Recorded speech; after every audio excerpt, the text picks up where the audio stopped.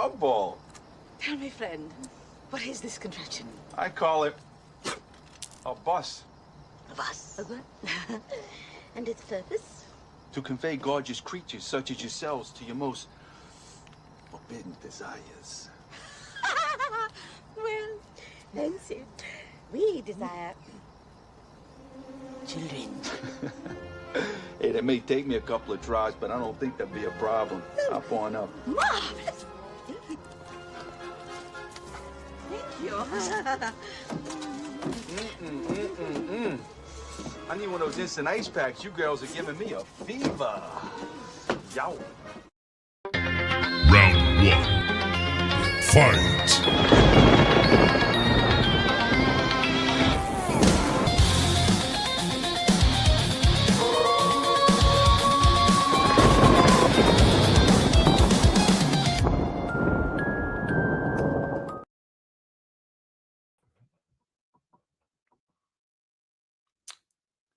Welcome.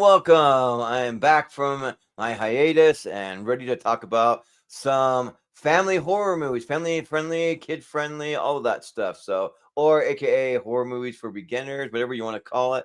And so, if you're not super into like just blood and gore and like demons and serial killers and all that stuff, there's a little bit of that, but it's very light in what we're going to be talking about tonight. And it should be fun. So this is one you can watch with the whole family. And yeah, this is episode 348, and I'm excited to talk about it. These are quite a few movies that I grew up with. So yeah, but I am Jordan, the friendly ghost tonight, or the movie hero. And yeah, let's go ahead and introduce our panel for tonight. First off, we have my co-host, Austin Pez Howell. Yeah, no, I held the fort down for you for a couple of days, so I hope you had fun out in Vegas. And yeah, no, we had some good shows, and we had a good time. And no, and I promise this one is legitimately fun for the whole family, unlike some of the prank episodes we've done. I swear, it's actually fun for the whole family. So no Debbie Does Dallas tonight, I promise. Yeah, right. Well, so it was kind of interesting because in Vegas we tried to do the escape room from the movie It, and that was closed. We tried the Saw escape room. That was closed. We went to the Blair Witch Project one that they had. That was closed. We found like a generic one that was open, and it was like a escape from the murderer in the cabin in the woods. So we actually got to do one that was like more generic. So those other ones only open on the weekends or something. I did the Saw one when I was there, so I have done the Saw. Oh, nice. It's unfortunate. Cool. That one's cool. It's very hard, but it's cool. It's a lot of fun. Yeah, the one we did, we made it through like 3 rooms, but we didn't get to the last part, which was cool because there was like a meat locker freezer we almost got to. But yeah. But anyways, yeah, let's bring in the rest of our panel. We also have Brian Nussbaum. Hey, Brian, what's up? Family movie tour with the family movie expert here, and yeah, some of these are from the classics to the modern times for movies. Mm-hmm. Yeah, they span different decades, and so and even if you even if you included, we usually don't, but we made an exception for some TV stuff as well, TV movie type stuff, because there are some family friendly, like Disney Channel as well, things like that. So yeah, we made an exception for a few of those tonight. We do that occasionally if it fits the theme. Yeah, but we also have joining us Zach Shelton. Mm-hmm. What's up, Zach? Zach, you having some technical issues? Can you hear us? He's going to come back. I think he said he was having some sound issues, so he'll come back in a second. All right. Well, last but certainly not least, we have your girl Rhonda Leakey in the building. She'll scoot over here. There you go. So there she is. Hey. She's going to join us her fifth tonight. Yeah, she's seen a good chunk of these. She was waiting them off for the bracket, and she's seen a lot. She's seen a lot of movies in her time, so I figure she's at least seen 2/3 of these or so she can still comment on a lot of them. Mm-hmm. Yeah. We'll see which ones you actually like out of these ones. So. This should be a fun time, and something a little. Slightly different, but still fits the theme of October and the horror season and all that. So, but Boston, would you say that you break it down for anyone that might be new to the format or tuning in for the first time? Yeah, so those tournament fights it'll work very similar to a lot of our other tournaments. Everybody will get a chance to vote on one or the other as I pull them up. The bracket is completely randomized. So there's no seeding or anything like that. And yeah, all the movies tonight are kind of horror or horror adjacent movies that are legit, family friendly. Mostly G or PG kind of stuff. In here, I think there might be one or two PG-13s, but they're fairly light, for what they are. Maybe just kind of because that's what they rated back in the day, something like that. But yeah, it's all pretty family friendly stuff. And yeah, we'll just break it down one at a time, and we'll see what makes the finals here. So I'll Yeah. bring up the bracket. Cool. Or... Yeah, you good to go? All right, so. All right, no worries. Cool. So let me bring up the bracket and we'll get going here. So let's get it rocking. And we'll start out, scroll it on over to Walt Gromit, Curse of the Were Rabbit, and Casper. So there you go. All right. Actually kind of tough. Right off the bat. So we'll start at the bottom with Zach.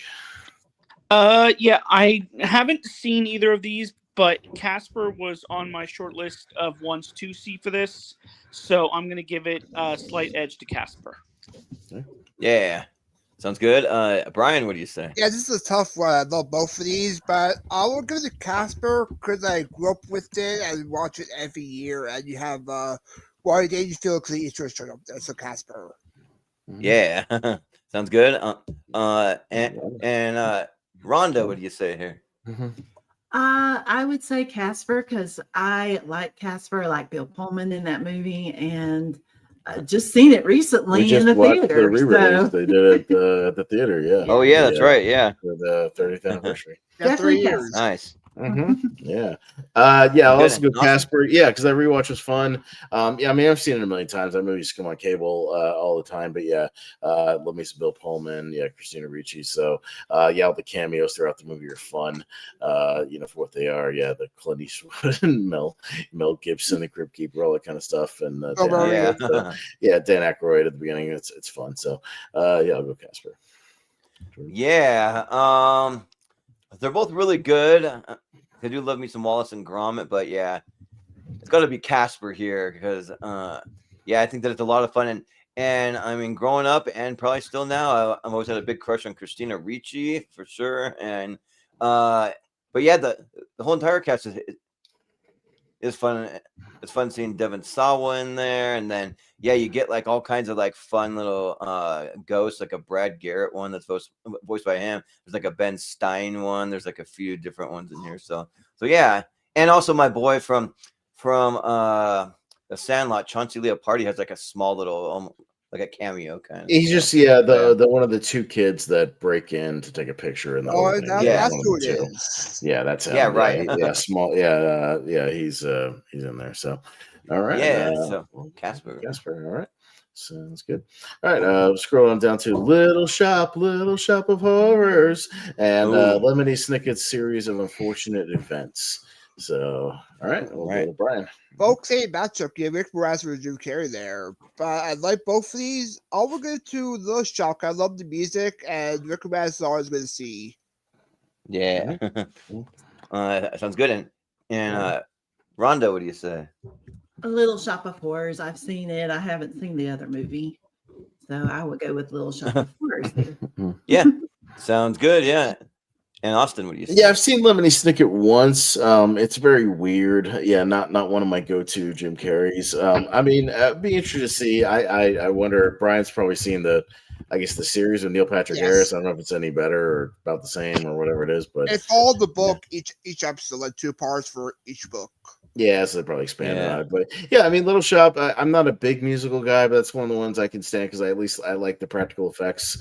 With Audrey, and I love me some Rick Moranis, and the Steve Martin, Bill Murray stuff at the dentist office is really, really good. So I enjoy that stuff. So I'll go Little Shop. I don't know how far it'll make, but for now, I'll go for it. Yeah. Well, to make a kind of a long story short, like. This Lemony Snicket always reminds me. There's a girl that I dated once back before dating apps. Like, remember when they had chat rooms and you just go meet someone in a chat room? And I met this girl from California, and like we actually ended up dating for like 2 years, and she flew me out to California, and I flew her out to Idaho, and then we actually met in Utah a couple times. And one of the first things that we did when she came is we saw Lemony Snicket's A Serious Unfortunate Event. It was back around that time. It was 2004, and so we saw it. I also remember waking up that on one of the mornings when that tsunami hit Asia too, and reading it in the paper with her. But anyways, so the movie's good because I mean Jim Carrey plays a great Count Olaf, and like I think Meryl Streep shows up in there, and Yes, I like at the end. yeah, and then I like the like two main kids, especially Emily Browning. I think she does a really good job. And also, I've read all the books. The books are quite good. I think the books though are better than the movie though. But yeah, here it's got to be Little Shop of Horrors. I just wanted to show a little love to Lemony Snicket's, but yeah, the Little Shop is actually one of the few musicals I actually liked. It's got all the like cool people from the 80s, the comedy guys, Steve Martin, Rick Moranis, John Candy, and Bill Murray. So yeah, I'll go Little Shop of Horrors. Mm-hmm. So, but Zach. I've only seen one of these movies, and that is Little Shop of Horrors, so that will get my vote. Okay. All right. All right. So let's go to Little Shop. All right, going down to Under Wraps, which is one of the Disney Channel original movies. I included in here, yeah, because there's a couple of those because they're kind of Halloween favorites among the '90s kids, so I included that. Yeah. Then we got the Monster Squad from the '80s, Fred Decker's movie. So two movies with a mummy in it because there's a mummy in the Monster Squad. So Yep. Yeah, true. But babe, Rhonda, what you got? I guess I would choose the Monster Squad. It sounds more interesting. I don't know about Under Wraps. We might try to watch it after she's seen these. We're watching a lot of the Universal monster movies, the original ones. We're going to kind of build up to like Abbott and Costello Meet Frankenstein once you've seen all those, and then you can kind of watch Monster Squad too because it has all those primary monsters in it. So yeah, we might watch. Yeah, it. right. I'd probably go Monster Squad as well. I do remember Under Wraps. I saw it once or twice. I think there's a more fun, kind of more iconic Disney Channel movie that I threw in here. That we'll watch around Halloween, and we'll get to it. But Under Wraps is okay. It's not bad for what it is. I saw it a couple of times. Again, these movies came on Disney all the time. But I'll go Monster Squad. Yeah, same director as Night of the Creeps. It's got some fun to it. I don't have nostalgia for it like some other people do, but it's a fun movie for what it is. Monster Squad.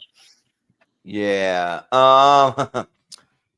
Yeah. So funny enough, I have not ever seen Monster Squad, so that's a blind spot for me. So if we had Chris Scott on here, he'd be like, "What?" Because that's in like his top 5 movies of all time. Monster Squad. 5 out of 5 plus. Yeah, right. 5 out of 5 plus for Monster Squad. But but I have seen Under Wraps a long, long time ago. I haven't even thought about that movie since I was a kid, probably. But I have seen it, and it's fine. I don't know. I mean, it's fine for when you're a kid, but probably even though I haven't seen it, I'll still vote for Monster Squad because that's one that I'll probably watch at some point. I'm not racing to it, but like if we have another show and I'm not out of town and I have time to watch it, then I'll do it. But I'll go Monster Squad. All right. But Zach. Yeah, and I've actually seen both of these. I thought Monster Squad, in my opinion, was okay. And even though it's been a long time since I've seen Under Wraps, I do remember liking it a little bit more. So I'll give a vote to Under Wraps. Mm-hmm. Yeah. Brian, what do you say? I haven't seen Under Wraps, but I watched Monster Squad for this actually. I enjoy it. I like it better than the Goonies actually. It's more fun there. Wolfman got nards. Monster Squad. Yeah, sure. Yeah. She's not a virgin. Yeah. Monster Squad. We'll go down to Gremlins and Hotel Transylvania. So we just included. I made some adjustments. Brian, had all these in there. I just threw one in there to represent the franchise. So because they're all pretty much very similar movies. You get the idea. You get the idea with all of them. As far as me, Hotel Transylvania is all right. I didn't see the most recent one, the 4th one, but I've seen the first 3. And it's fun for what it is. A lot of good voice acting, and I like the vibe of all these monsters kind of coming and hanging out at the castle. It's fun for what it is. But I'm a big Gremlins guy, and I love both those movies, so I'll go Gremlins. Yeah. So So yeah, I've seen both of them. And the Hotel Transylvania movies, they're good, but like I'm kind of like a fan of even some of the sequels, like the second and the third one. Like I almost like them, like kind of better almost. I don't know, it's weird, but the first one is good. But because I can't remember. So the third one I know is when they go on like a cruise, but I can't remember the second one. Second, when they have what they do. the son and like try to become a vampire. Mm-hmm. Oh yeah, so they have like Andy Samberg in there being the voice of the son, trying to become the vampire and all. Yeah. So that's cool. And then Gremlins is just Gremlins. It's just awesome, and it's a cool little creature. It's cute, but then like don't feed it after midnight. Don't get it wet. There's like all these rules, and they become crazy monsters. So it's actually closer than I would think, but I'll probably go Gremlins. Mm-hmm. That's it. But I mean, Pez might think this. Well, to me, this is a very easy matchup because he knows how I feel about Gremlins. So, I actually, and for as far as Hotel Transylvania, my favorite is actually the third one and then the first one. But I'm gonna go Hotel Transylvania. Yeah. Brian, what do you say? Yeah, this is actually a case where I like the sequels more because I enjoy Hotel Transylvania too. Because you had Mel Brooks popping up in there as Dracula's father. Yeah, I enjoy Gremlins too actually because more zanier and more wackier. But for this matchup, I will give it to Gremlins. Yeah. Yeah. I have seen both of these and I like Gremlins. I think it's a great movie. It's a classic. You know, you got the Mogwai and then you got Spike, you know, later on down the road and everything. But Spike's the asshole. Yeah. Yes. Yeah. But you know, I mean, I enjoy both of these movies, but I would give it to Gremlins because it's a classic movie. All right. Okay. We'll go. Yeah, and Gremlins has a great score, like dun dun dun dun dun dun dun dun dun dun dun. It's good. All right, so I threw in some of the original, Universal monster movies because I think they've got like a kind of creepy atmosphere, but obviously there's no blood, there's no gore, there's no real like graphic kills or anything. Yeah, and they're all black and white and they're quick movies. I think they're good little intros to horror, for what they are, because they're fairly safe movies. So we got Dracula, Bela Lugosi, and Monsters University. We've got the two Monsters Pixar movies in here because again, that's kind of a good intro with all the different monsters and whatnot. But yeah.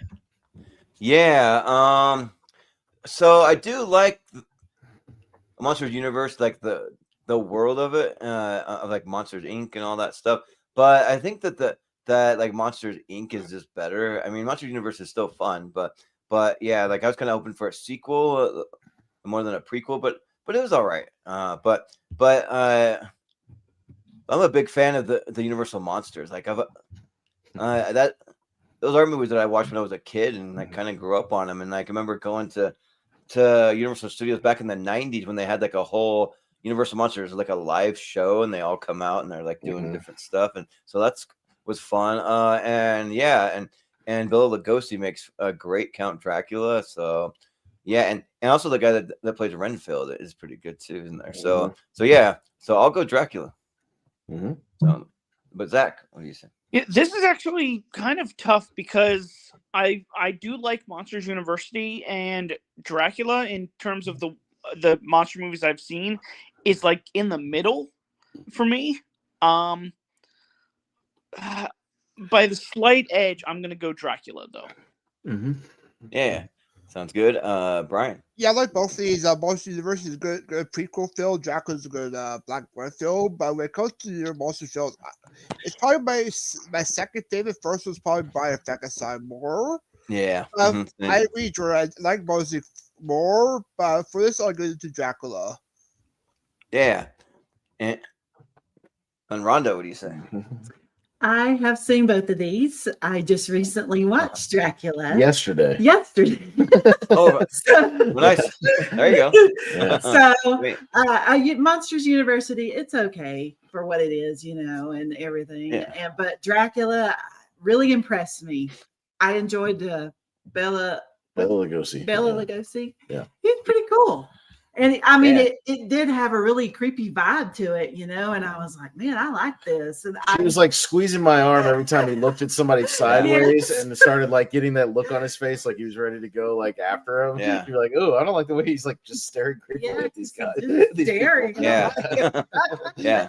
Yeah. But yeah, I really enjoyed Dracula. Mm. it was great. So Yeah. that's Yeah. got my vote. Yeah, I we're want to suck your blood. Yeah, It's like all that. we're kind of doing like a little universal binge because we saw Invisible Man in the theater the other night. That movie still rips. Nice. That movie's great. That movie's so Yeah. good.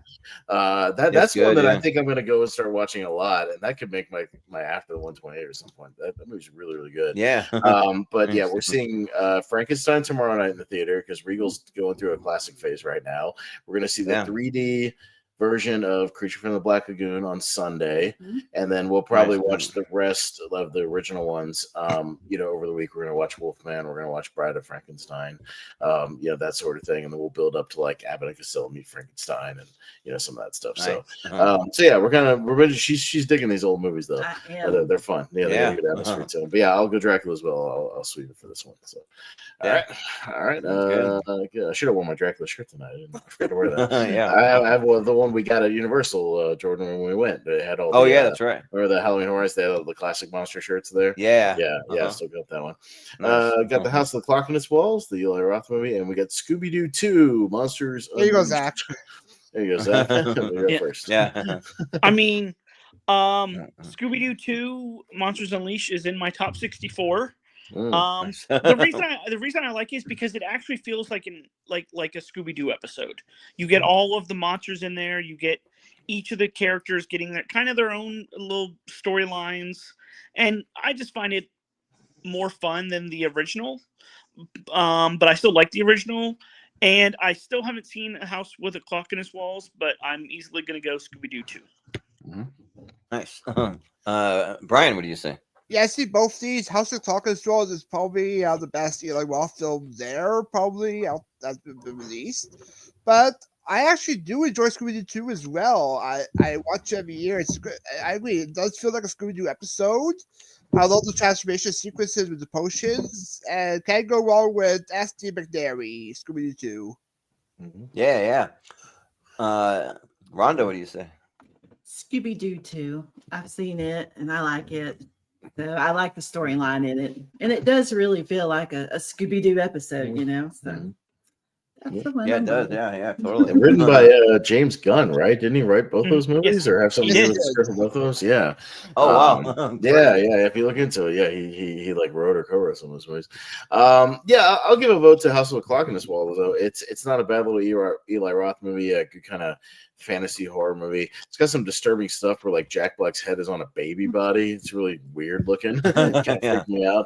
I was showing her that scene the other day. I was like, that is just the weirdest thing. It's so weird when you watch it. And I do remember my theatrical presentation was good because I saw it in IMAX 3D, and they included with that they showed a remastered 3D version of the Thriller video, the Michael Jackson Thriller video, like the full 12-minute video, and that was really cool. Nice. Watching that 3D, that was awesome. So, but I'll go. That's awesome. They showed that. Yeah. Yeah. Yeah. So I do really like The House with the Clock in Its Walls because it's probably maybe the only Eli Roth movie that I like because I'm not a big fan of his. But this one actually works, and yeah, it's fun, and probably that big credit to Jack Black. But yeah. So actually, I do quite like the Scooby Doo movies. That they're a lot of fun, and I didn't have time to change any of my horror shirts, but I saw Simple Plan, and I posted the video where they did the Scooby Doo, the What's New Scooby Doo. I saw that. The theme song, and they had all these kids come out. They had about 50 kids run out in Scooby Doo costume. And they're just singing all that. So that was fun, but and yeah, I think that it does feel like a Scooby Doo episode kind of, and I like some of the characters. I mean, you even have Peter Boyle in there being the old man in there, like Seth Green. Was that Seth Green? Yeah, and then like Alicia Silverstone, she's in there, I guess. And yeah, just a couple cameos, like you got Kevin Durant being the Black Knight guy, and he always plays a good like villain guy. And then of course the regular cast of characters, which are always great. Matthew Lillard and Freddie Prinze Jr. and all of them. So yeah, I'll give it to Scooby Doo too. Yeah. All right. We'll scroll out to Poltergeist and Goosebumps 2. So okay, we're all gonna go Poltergeist here. That's a classic. Yeah. Yeah. Poltergeist. Yeah, Goosebumps 2 is okay, but I like the first one better. Yeah. Same here.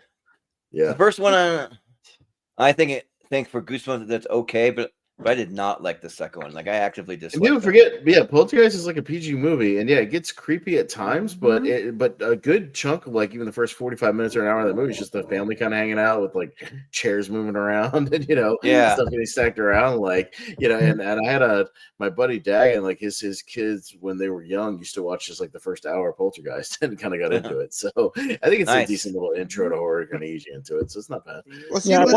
I watched it for the first time last year, and I really enjoyed it. So yeah, it's very good. But yeah, the scene that always freaked me out when I was a kid is like when the guy goes into the bathroom and he's like seeing like a hallucination of his face melting off, and it's no, that's the freakiest part of the movie. Yeah. All right, so we got Disney Channel's Mr. Boogedy, which I've never seen, and I threw in Dracula Dead and Loving It because it's just a comedy version of Dracula. Yeah, right. Which I thought would be fun. So, Brian. Yeah, I haven't seen Mr. Boogedy, but when making about the rough draft that is included in the horror section on Disney Plus.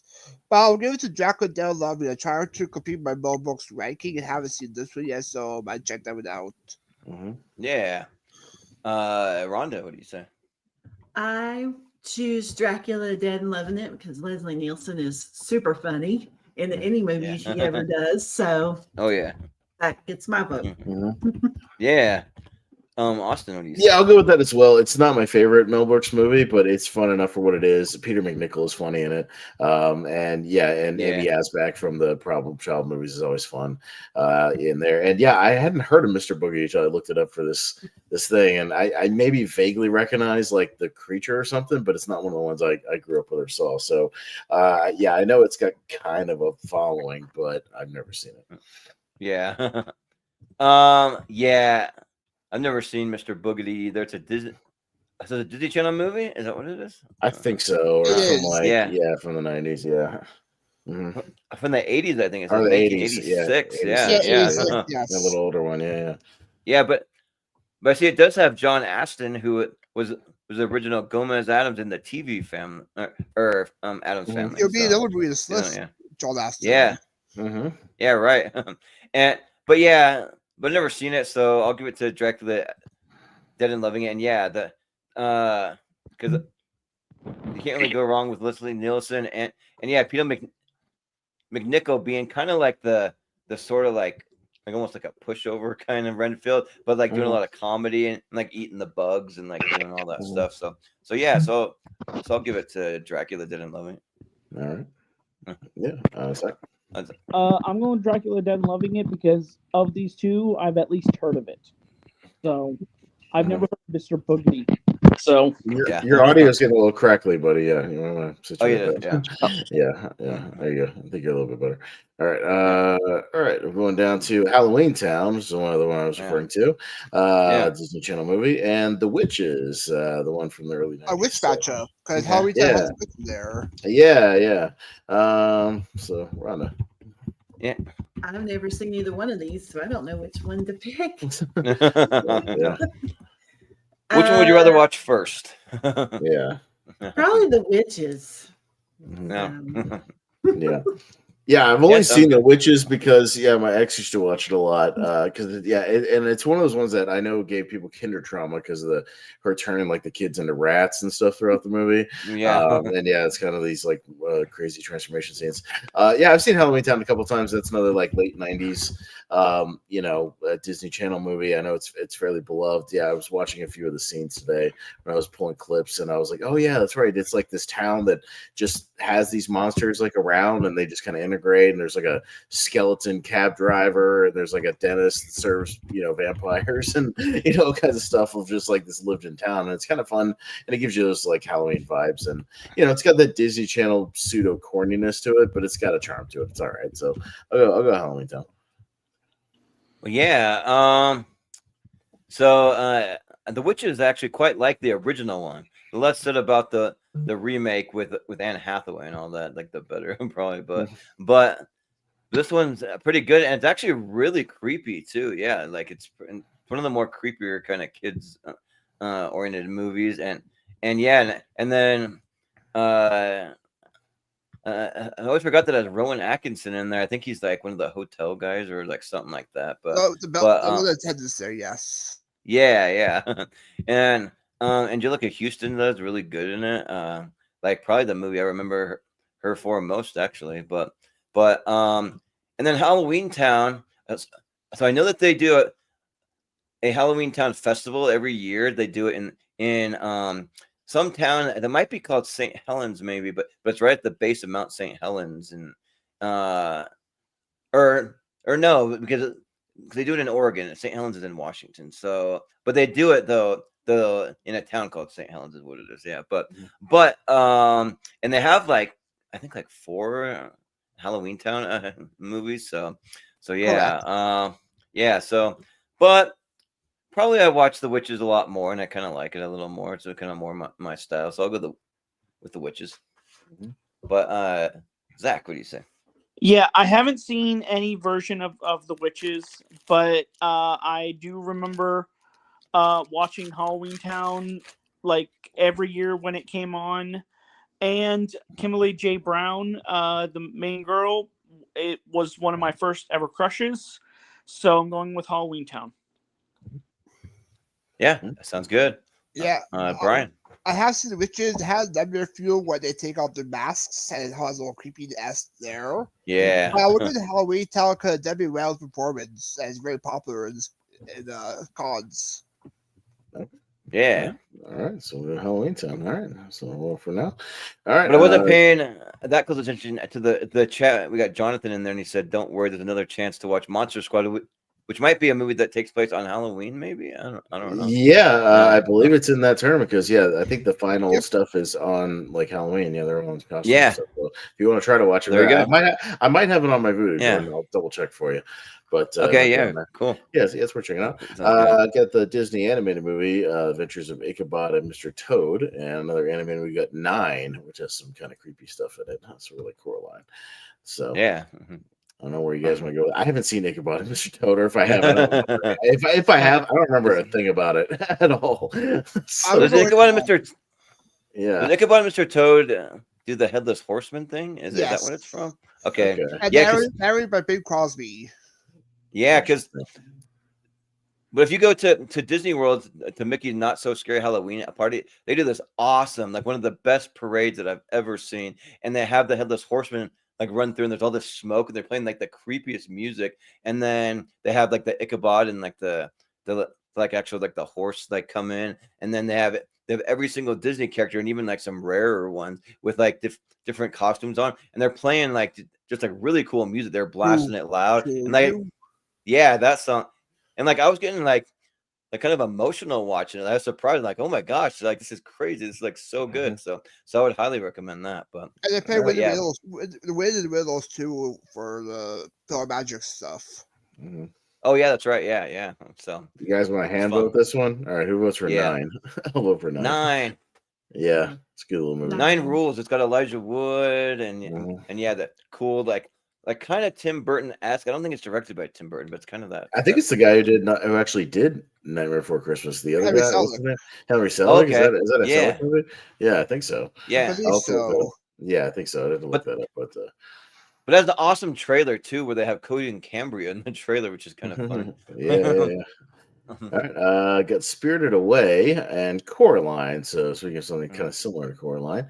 Yeah, Spirited Away weekly because it's got some kind of creepy monsters and some things going on there. So, me first, yeah, I'm not a Ghibli guy. I'm just not. I can't really get into those movies. And yeah, Coraline is really good, and yeah, great animation. Yeah, genuinely kind of creepy stuff in there. But yeah, it's a good kind of intro movie to ease you into some horror. So yeah, I'll go Coraline. But yeah, so just a little quick side note. On my way home, I picked up some beer battered fries, and then I went over to Raising Cane's because we have one being built in my town, but it's not finished yet, and so I'll just say it. Raising Cane sauce is vastly overrated. This stuff isn't like anything special. But anyways, but the chicken's really good. The chicken to is you actually would be great. alright, but some people do love it. Yeah, right. But the sauce, like the sauce specifically, I'm like, ugh. So I got some fry sauce from Utah. That's better, in my opinion. But anyways, Spirited Away, I don't love it, but I do really like the design of the like big hooded creature with like the kind of like freaky looking eyes and that it almost looks like a kind of a weird version of a ghost or something like that. But so I like how it looks, but beyond that, I don't really love it. But Coraline's great. Coraline is just really, really good, and so that one I'm not sure if that's a Tim Burton one, maybe. But no, that's Henry Selick directing. Okay, so that one's also Henry Selick. Okay, cool. But yeah, like it's really good, like really cool, like world building and like the way that like she kind of goes back and forth between two worlds and like sees her real mom like versus like the one with like the doll and the button eyes and stuff. So I really like it. It's probably my favorite of those types of movies. So yeah, I'll go Coraline. Directed by Shane Acker, by the way, who didn't really do a lot else. A lot of just short films. So this is only big feature. Okay. Yeah. Oh, I see. Oh, nice. But Zach, what do you say? Yeah.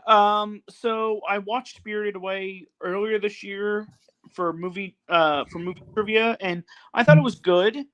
But I'm gonna vote for it because I am not a fan of Coraline. I wanted to like it when I saw it, and I just could not get into it. So I'm gonna go with Spirited Away. There's another movie that's kind of similar to Coraline that I do like that we will get to later. So sure. Brian. I would go to Coraline, actually. I love the animation style, especially when they make the other mother more terrifying as the movie progresses. Great opening sequence, music there. Yeah, right. And you get Keith David voices the cast, so Coraline. Yeah. Nice. And Rhonda, what do you say? Coraline. I've seen it. I like the animation in it. I haven't seen Spirited Away, so Coraline. But yeah, Coraline will be one of 3 Henry Selick movies in this bracket tonight. So he kind of specializes in sort of beginner horror movies. So yeah, right. Yeah, we'll get to the other 2 here very shortly. We got Goosebumps, again another Jack Black movie, and Ernest Scared Stupid. So 2 kind of horror comedies here. I think also similar, yeah. Yeah, and both I think kind of set on Halloween. So that's something. But Jordan. Oh. Yeah, so I've never been a big fan of the Goosebumps movies because I grew up reading all the books. I probably read like 50 or 60 of them because there's so many of them, and the books are just great, and like the movies just did not live up to it. They just felt like they were really geared toward kids, like really, and like the books were kind of more like preteen, like teenager, like more geared towards that. So like it just kind of like I just wasn't a fan of how they did the movies. But I've actually preferred the Goosebumps series. They had a Nickelodeon. That was awesome. So and a great theme song on that one. But Ernest Scared Stupid is awesome. Like Jim Varney's the man. Like I wish he would have lived longer so we could get more from him. But yeah, like I'll watch anything Ernest, and especially the best one, Ernest Scared Stupid, in my opinion. So yeah, I'll vote for that. But Zach, what do you say? Okay, so I watched 3 movies for this, and we finally get to to one of the ones that I watched, and it's because of you, Pez, that I watched Ernest Scared Stupid.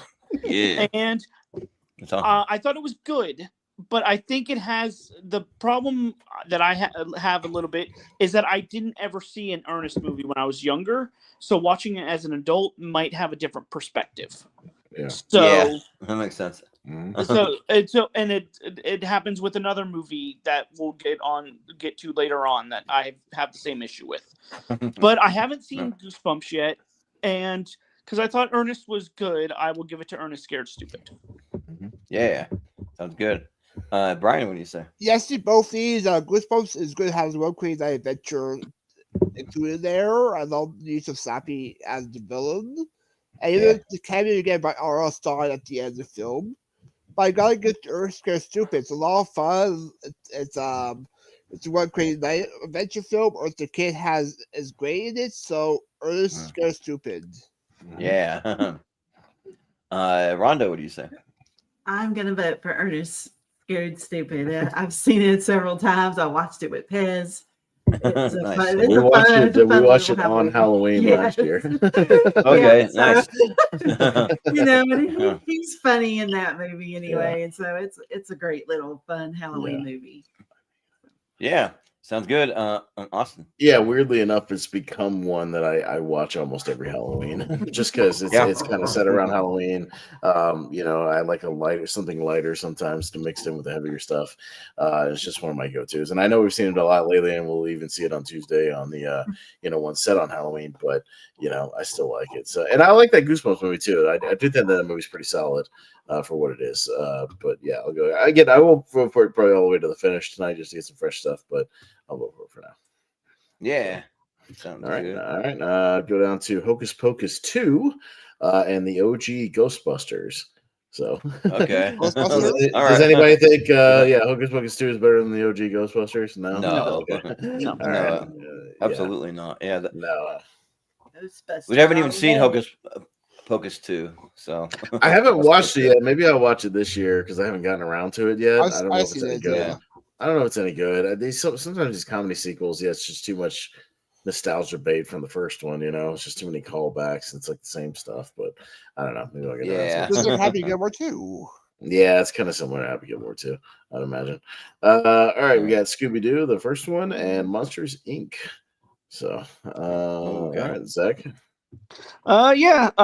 I think this is a good matchup. I've seen both. I really enjoy both, but I am a Scooby-Doo fan, so by a slight edge, I'm going Scooby-Doo.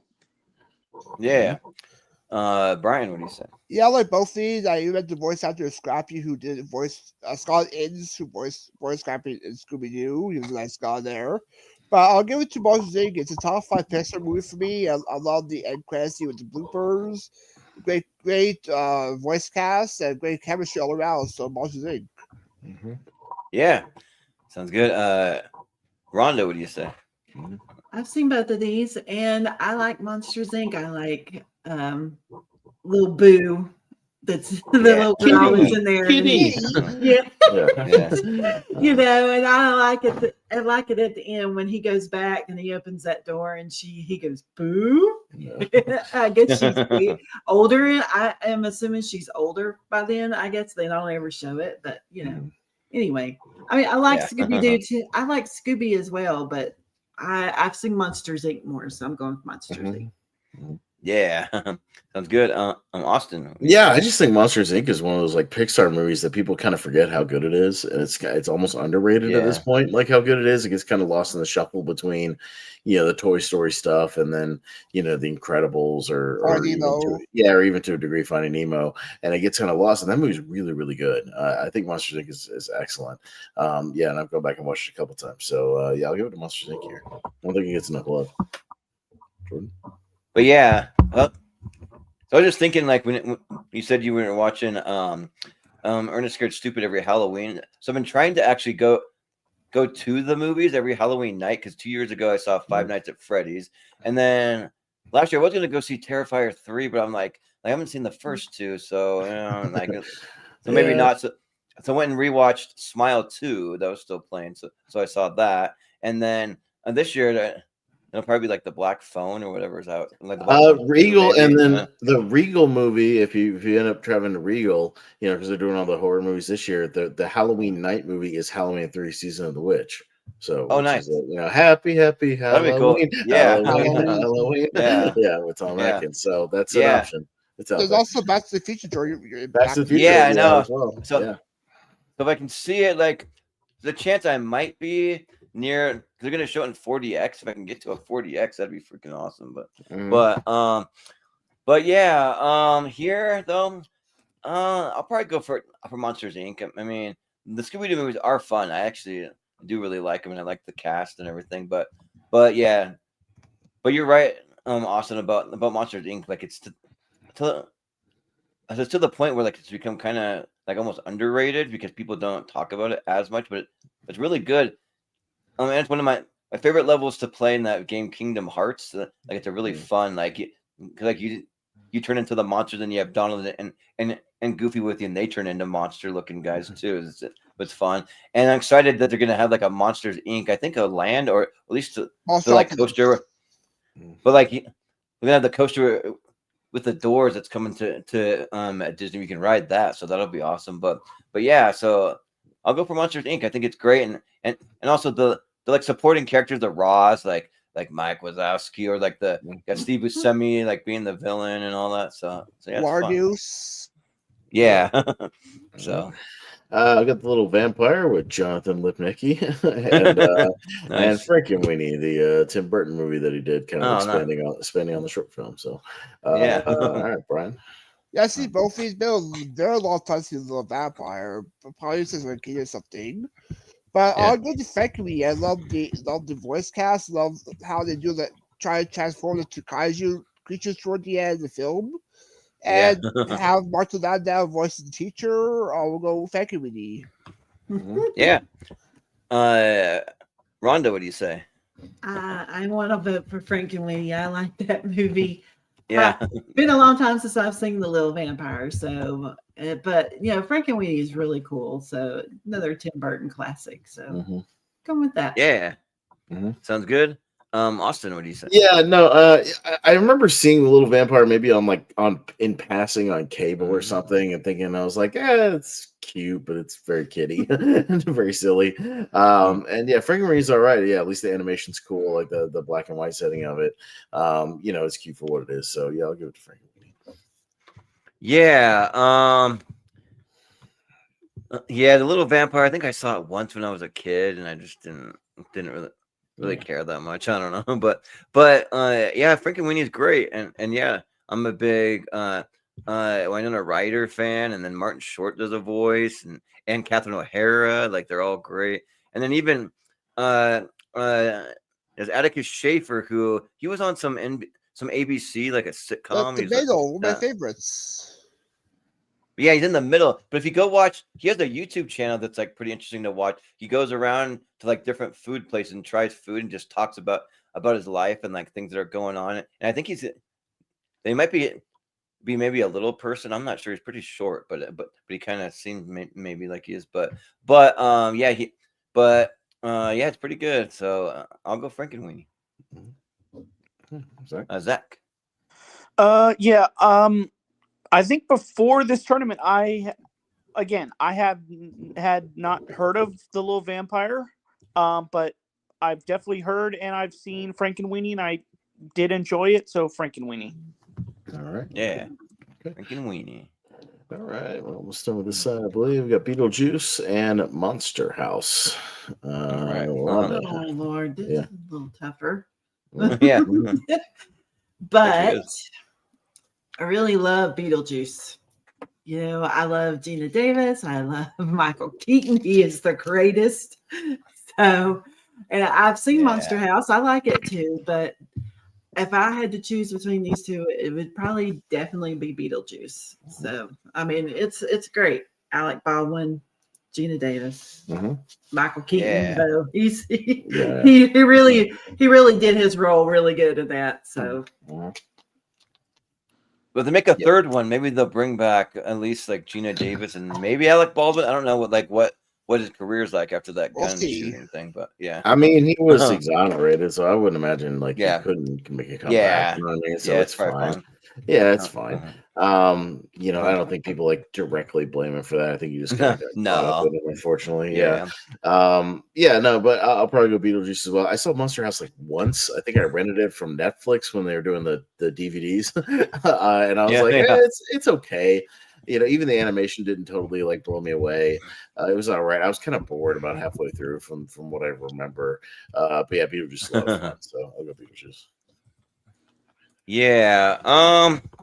So Beetlejuice is a movie that like grew on me over the years. Like I didn't love it when I first saw it. Like I was just kind of like, it's fine. Just because, like, even so, before anything came out about Alec Baldwin, I never was a huge Alec Baldwin fan that much. But I love Gina Davis and I love Winona Ryder and Michael Keaton and Catherine O'Hara. So it's got some people that I just really love. Even like Glenn Shaddix, I think he's pretty good in it too.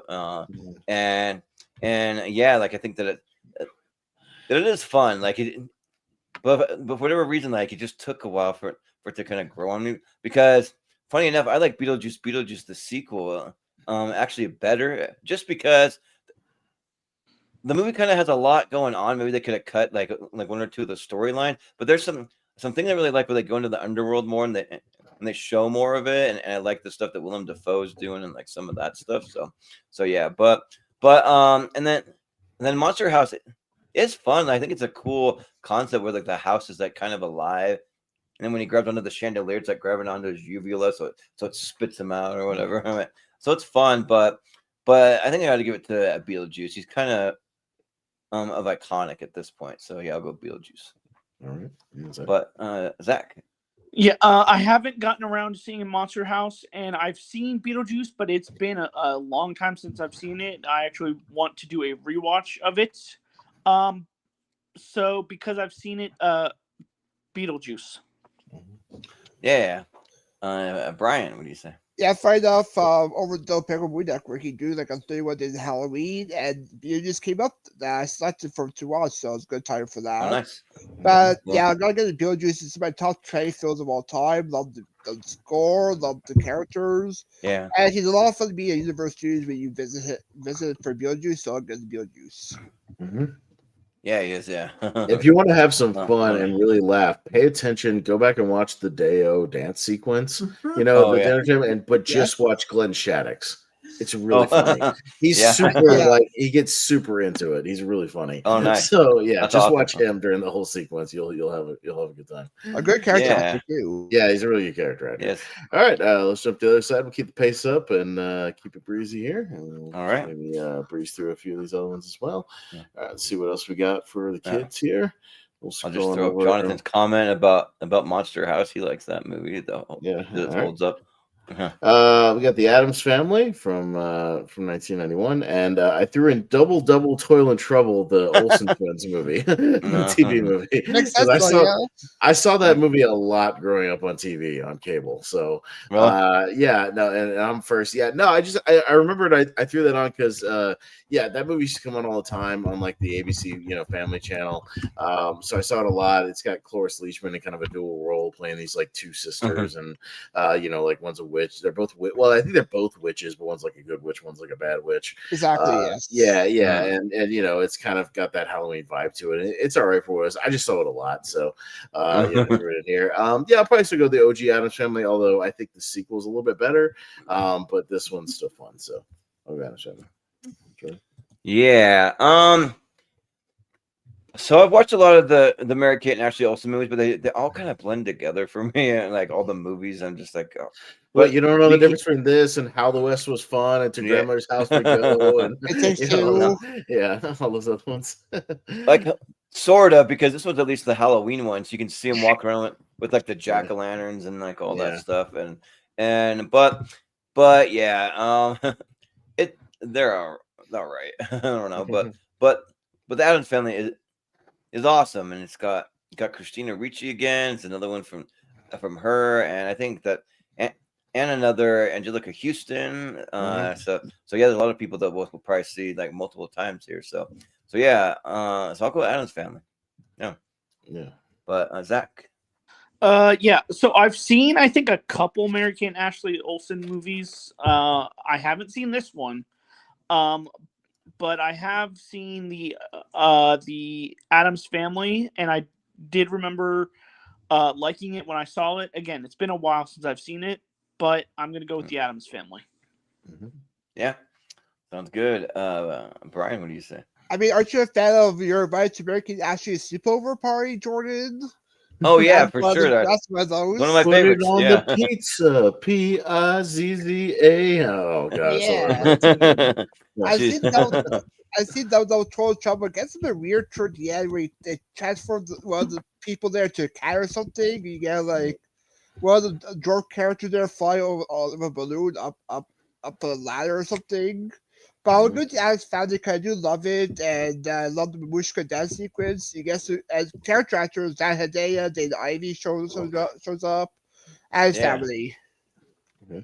But yeah, but I think though that like I may not end up watching Addams Family this year, but I still haven't seen Wednesday season 2, so I might watch that one though at least. So yeah, but Rhonda, what do you say? Oh, Rhonda, sorry, yeah. I choose the Addams Family. I mean, it's got a lot of kooky characters in it. I mean, who doesn't love Cousin It? Come on. Oh yeah, Cousin It, yeah. Yeah. And then you got the little hand running around and thing. And so, I mean, it's just great. I love that movie. Yeah. There you go. All right. We got the Ghost of Mr. Chicken with Don Knotts, and we got might have an Addams Family matchup because we got the animated Addams Family from a few years ago.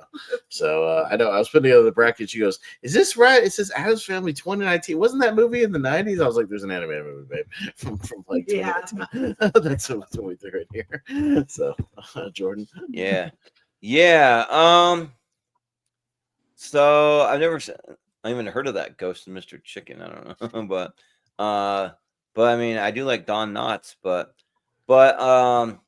and like I don't know if I really care that much about this animated Addams Family too. They're around sort of a pass. The only thing that like gets me for the Addams Family animated one, I do kind of like the soundtrack because they have that song with Amigos, like My Family. Like you're messing with my family, or like whatever that song, and they got like a Snoop Dogg song, and like it's kind of catchy. So yeah, I mean, I'll vote for that. I'm not really that enthusiastic about either one, but I'll go Addams Family, sure. But Zach, what do you say? Yeah, the only reason I heard of Ghost of Mr. Chicken is because that was one of the ones I was looking to see if it was actually on streaming for this, and it is not for me. But I have seen the Addams Family animated movie. It's okay, but I'll vote for it because I have seen it. Yeah. Well, Brian? Yeah, I have seen Ghost of Chicken back in the day. It's also Disney Plus for me. But look at the cast for the Addams Family 2019. Guess who voices Cousin It though? Snoop Dogg. Oh, really? Oh, yes. So that's why he sings in it. Well, I would entice you a little bit more, Jordan. The grandparents are voiced by Martin Short and Catherine O'Hara, so that's something. Yeah, it has Charlize Theron voicing Morticia. And Mikey Madison from Anora does a voice and does a barista. So there you go. Nice. And Florence Grace Perez versus Wednesday. Yeah. For that matchup, Addams Family. Yeah. Sounds good. Rhonda, what do you say? I haven't seen either one of them, but y'all are making me want to watch Addams Family, so I'll pick up the Addams Family animated. Yeah. Sounds good.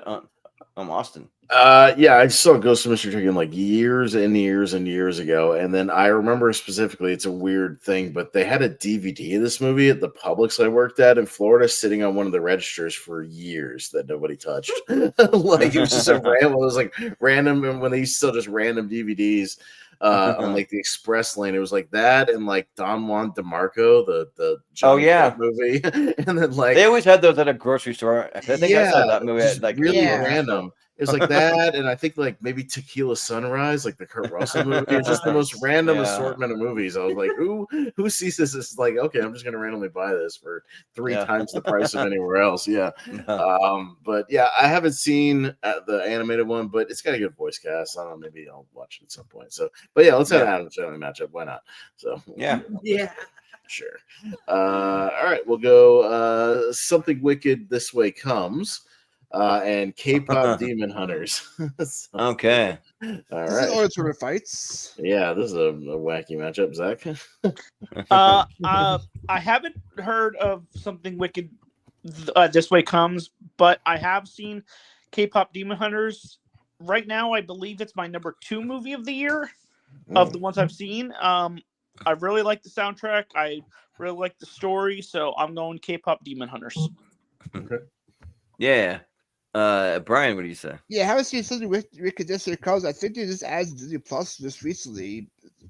I don't know where. But I have seen K-pop Demon Hunters. I'm not a K-pop fan, but I do love the songs in it. I love I do enjoy the scene, and it's a big phenomenon right now. K-pop Demon Hunters. Yeah. Rhonda, what do you say here? I don't know because I haven't seen any one. We haven't watched, but I don't want to. I'm not. It doesn't seem like it's on my alley. I just go to the first one to something. Well, I'll talk about it. Yeah. Yeah, I know it's like a phenomenon right now, but it does not interest me in the slightest. Like, I'm sorry, I watched the trailer. I was like, this pass movie. I'm like, it's not a movie for me. If some people are enjoying it, I'm cool with that. You know, like what you like. But yeah, I mean, the other movie's about some like crazy like sideshow circus and stuff, and that seems a little more up my alley. So I'll go Something This Way Wicked. Jordan. Yeah. So I've never seen Something Wicked This Way Comes. I think I vaguely remember like somewhere coming across a trailer of it, but I've never seen it. But I did watch K-pop Demon Hunters for this because everyone's hyping it up because people kept saying, because I didn't think there was going to be a movie for me, but they kept saying. So I had like 3 or 4 people that were like this movie. Not a movie that I normally watch, that I normally like, but I watched it and wow, was I surprised. It was really good. And so I was like, all right, well, I'll check it out. And actually, like, it was really good. I mean, some of the like singing, like, to me, it just gets to be a little much. But I understand that's the point of it. So I kind of let that just kind of pass. I'm like, the singing really isn't that much for me, but they're like, I'm trying to think of the song. The boy band singing that Soda Pop song or something over and over again, but there's really cool stuff like when they have to fight all the demons and like really cool animation and even like a pretty like cool and interesting storyline once it gets going. Like for me, like it took a little bit to get going. Like it probably took a good like 20 minutes, but after that, like I was really into it. So yeah, I'll go K-pop Demon Hunters. Yeah. All right. Okay, and we'll go Abbott and Costello Meet Frankenstein and The Watcher in the Woods. Those old Disney movie that weirdly enough is like not even on Disney Plus. It's like oddly not available. It's kind of and there's a group of people out there that are like, why is this movie not on Disney Plus? Like, why do you not have your whole library on your own streaming service? It doesn't make sense to me. Should have everything on there. But that's one of the reasons why the movie I got a remake. I watched the whole kind of behind the scenes where like Melissa Joan Hart, she did the remake, but she did it because the movie is really hard to find. Even like outside of streaming, it's really hard to find. So she grew up with it. So she did a remake of it. It's kind of weird. Do we want to do a hand vote on this? Yeah, we probably can. Costello move on. Yeah, for sure. Yeah, I guess do. Yeah, I've seen Watcher. I love The Watcher in the Woods. She can talk about it. That is sure. It's a really great movie. Oh my gosh, I watched this several times. I mean, it's spooky because you don't know what happened to this girl at the beginning of the movie. You know, her name was Karen, and you don't know what happened to her. They did some kind of ritual at this church, and she just disappeared. And so she was like in an alternate dimension, and it was. I mean, I liked it. I thought it was great.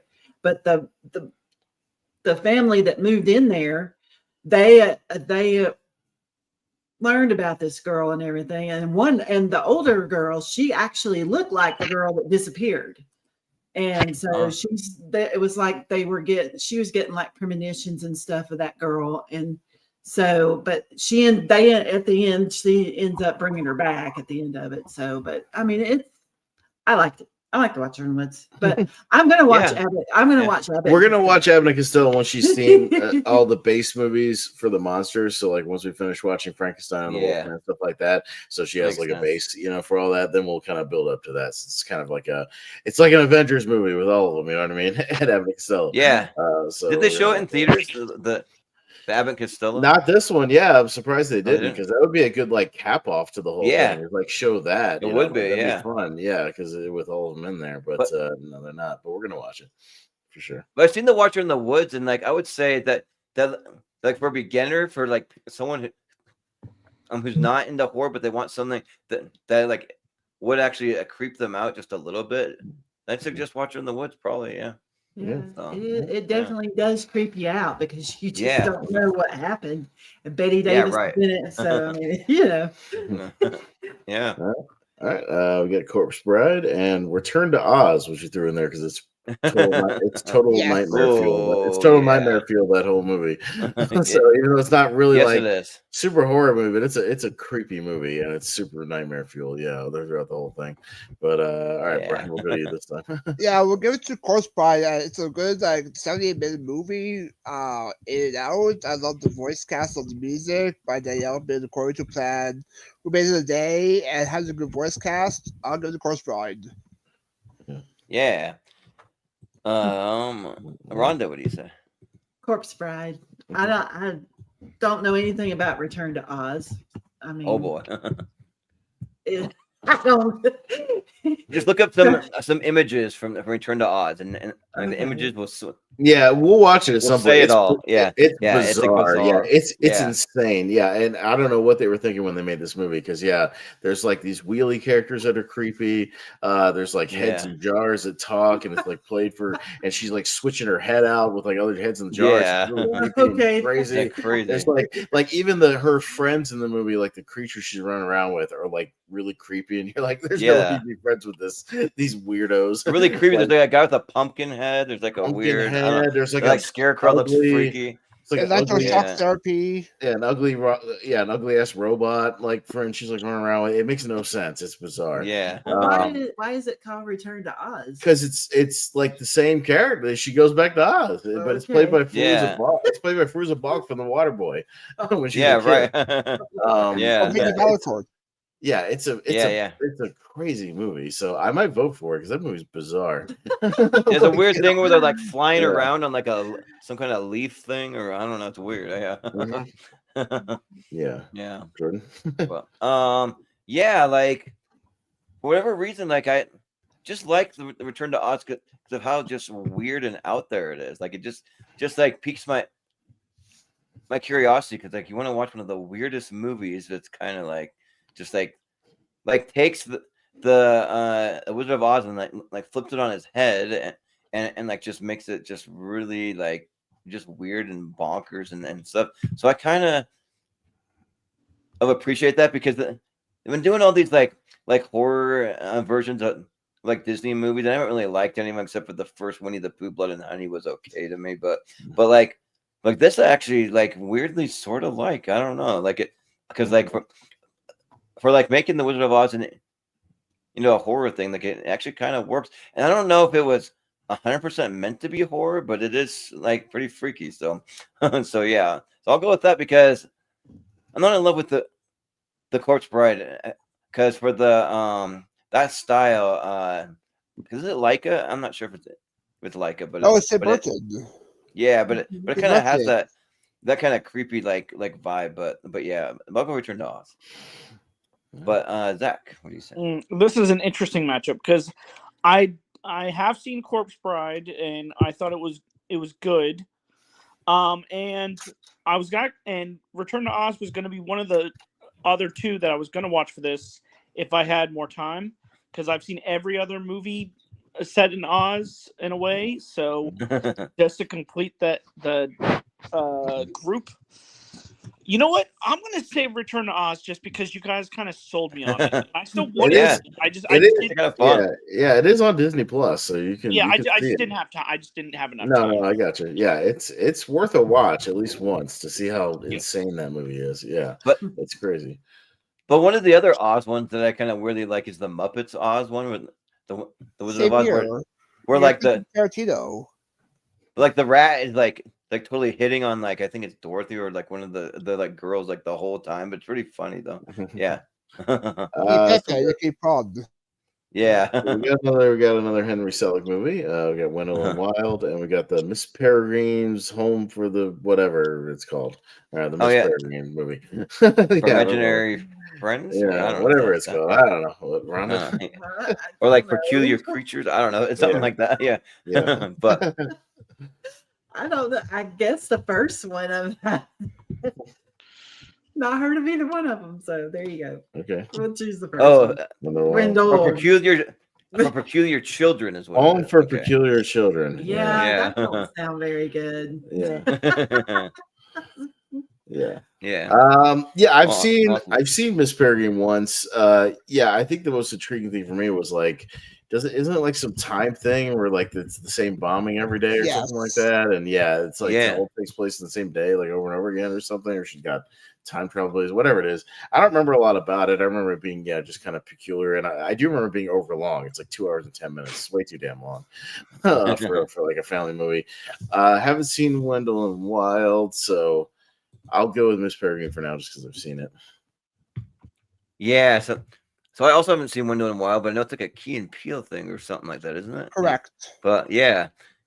So I do want to see it because I really like Key and Peele like quite a bit, but I haven't seen it. But I have seen the Miss Peregrine one, and I think that's kind of interesting because I almost kind of thought about it as like sort of like a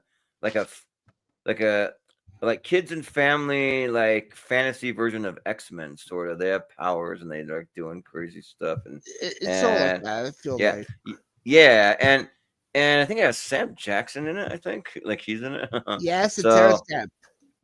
Yeah, and Terrence Stamp. Yeah. Rest in peace to Terrence Stamp. But yeah. So I'll go Miss Peregrine. I remember actually I kind of liking it. So yeah. Zach, what do you say? Okay, so we have gotten to the second movie that I watched for this. This is actually the one that I haven't finished yet, but I did start it today, and that is Wendell and Wild. I have about half hour left. And part of the reason is because I know it was nominated for Best Animated Feature when it came out. And so far, I think it's good. I like the story. I haven't seen Miss Peregrine, so I'm going to go with Wendell and Wild. Mm-hmm. But I was reading through the cast, and as Ella Purnell, which I was trying to figure out where she was from. She's in Fallout. And the Fallout series is great. If you haven't seen Fallout, that series rocks. That series is so good. And then she's also in Yellow Jackets that I've heard good things about, but I haven't watched it yet. So yeah. But Brian, what do you say? Yeah, I'll give it to Wendell and Wild. I do like this animation style, and what's interesting in it, you get the CM Punk's theme song in there called "The Personality Played" at one point in the film, which is interesting. Okay, nice. So I'll go to Wendell and Wild because I've seen it. Okay. Yeah. All right. Good. I got Scooby Doo on Zombie Island, so a little animated Scooby Doo, and Night Books. Okay. Which I didn't know what it was when we put it on this list. I do because I was watching through John Barr's like why I live those horror. So has anybody else seen it? No, I've never seen it, but it looks like it has Kristen Ritter in it. So. I've seen Corey Haim scenes from that Scooby Doo movie. I haven't seen the whole thing, but the animation looked pretty good actually. Some of the transformations. Yeah, and it has a really good song in there too. Okay. I'd vote for it. Yeah. Sure. Yeah, I'm gonna vote for Scooby Doo. Yeah, Scooby Doo. Sure, sounds good. All right, that's the last of the Scooby Doo movies. By the way, we won't have any more. So they were in the 2022 Rob Zombie Monsters movie. That's PG. Yeah. So everyone wants to watch that. And Night of the Zoopocalypse, the animated film. So it's on me. Yeah, no, I mean, I'm a defender of Rob Zombie for the most part. For most of his filmography, I can't really defend this Monsters movie. It's boring. It's just boring. And I know they try to do sort of the sitcom-y stuff. It's just kind of overlong. It drags. I think the people are doing their best. Dana Roebuck's probably the best sort of performance in it as Grandpa. But it feels like weird and low budget, and I don't know. I guess it's just a passion project, so I'm not big on it. I haven't seen Zoopocalypse, but it's got to be better. So Zoopocalypse. Did they recreate the theme song of the Monsters film or no? Kinda, but it's just I don't know. I might have fallen asleep last time I watched it. I think I'm drifted toes off a little bit. Yeah, I mean, Rob Zombie's really trying for something because he does try to kind of make it almost like the TV show, but it's just boring. Yeah, the movie I think when I watched it, I was like doing something else and got distracted on my phone or got distracted in something else. I just didn't go back to it. I was like, I don't have the time to go back to this. Sorry, I'm not gonna make time for it either. So, but I never heard of this Night of the Zoopocalypse, but it's pretty fairly highly rated, 88% Rotten Tomatoes. But I've kind of learned don't always trust Rotten Tomatoes.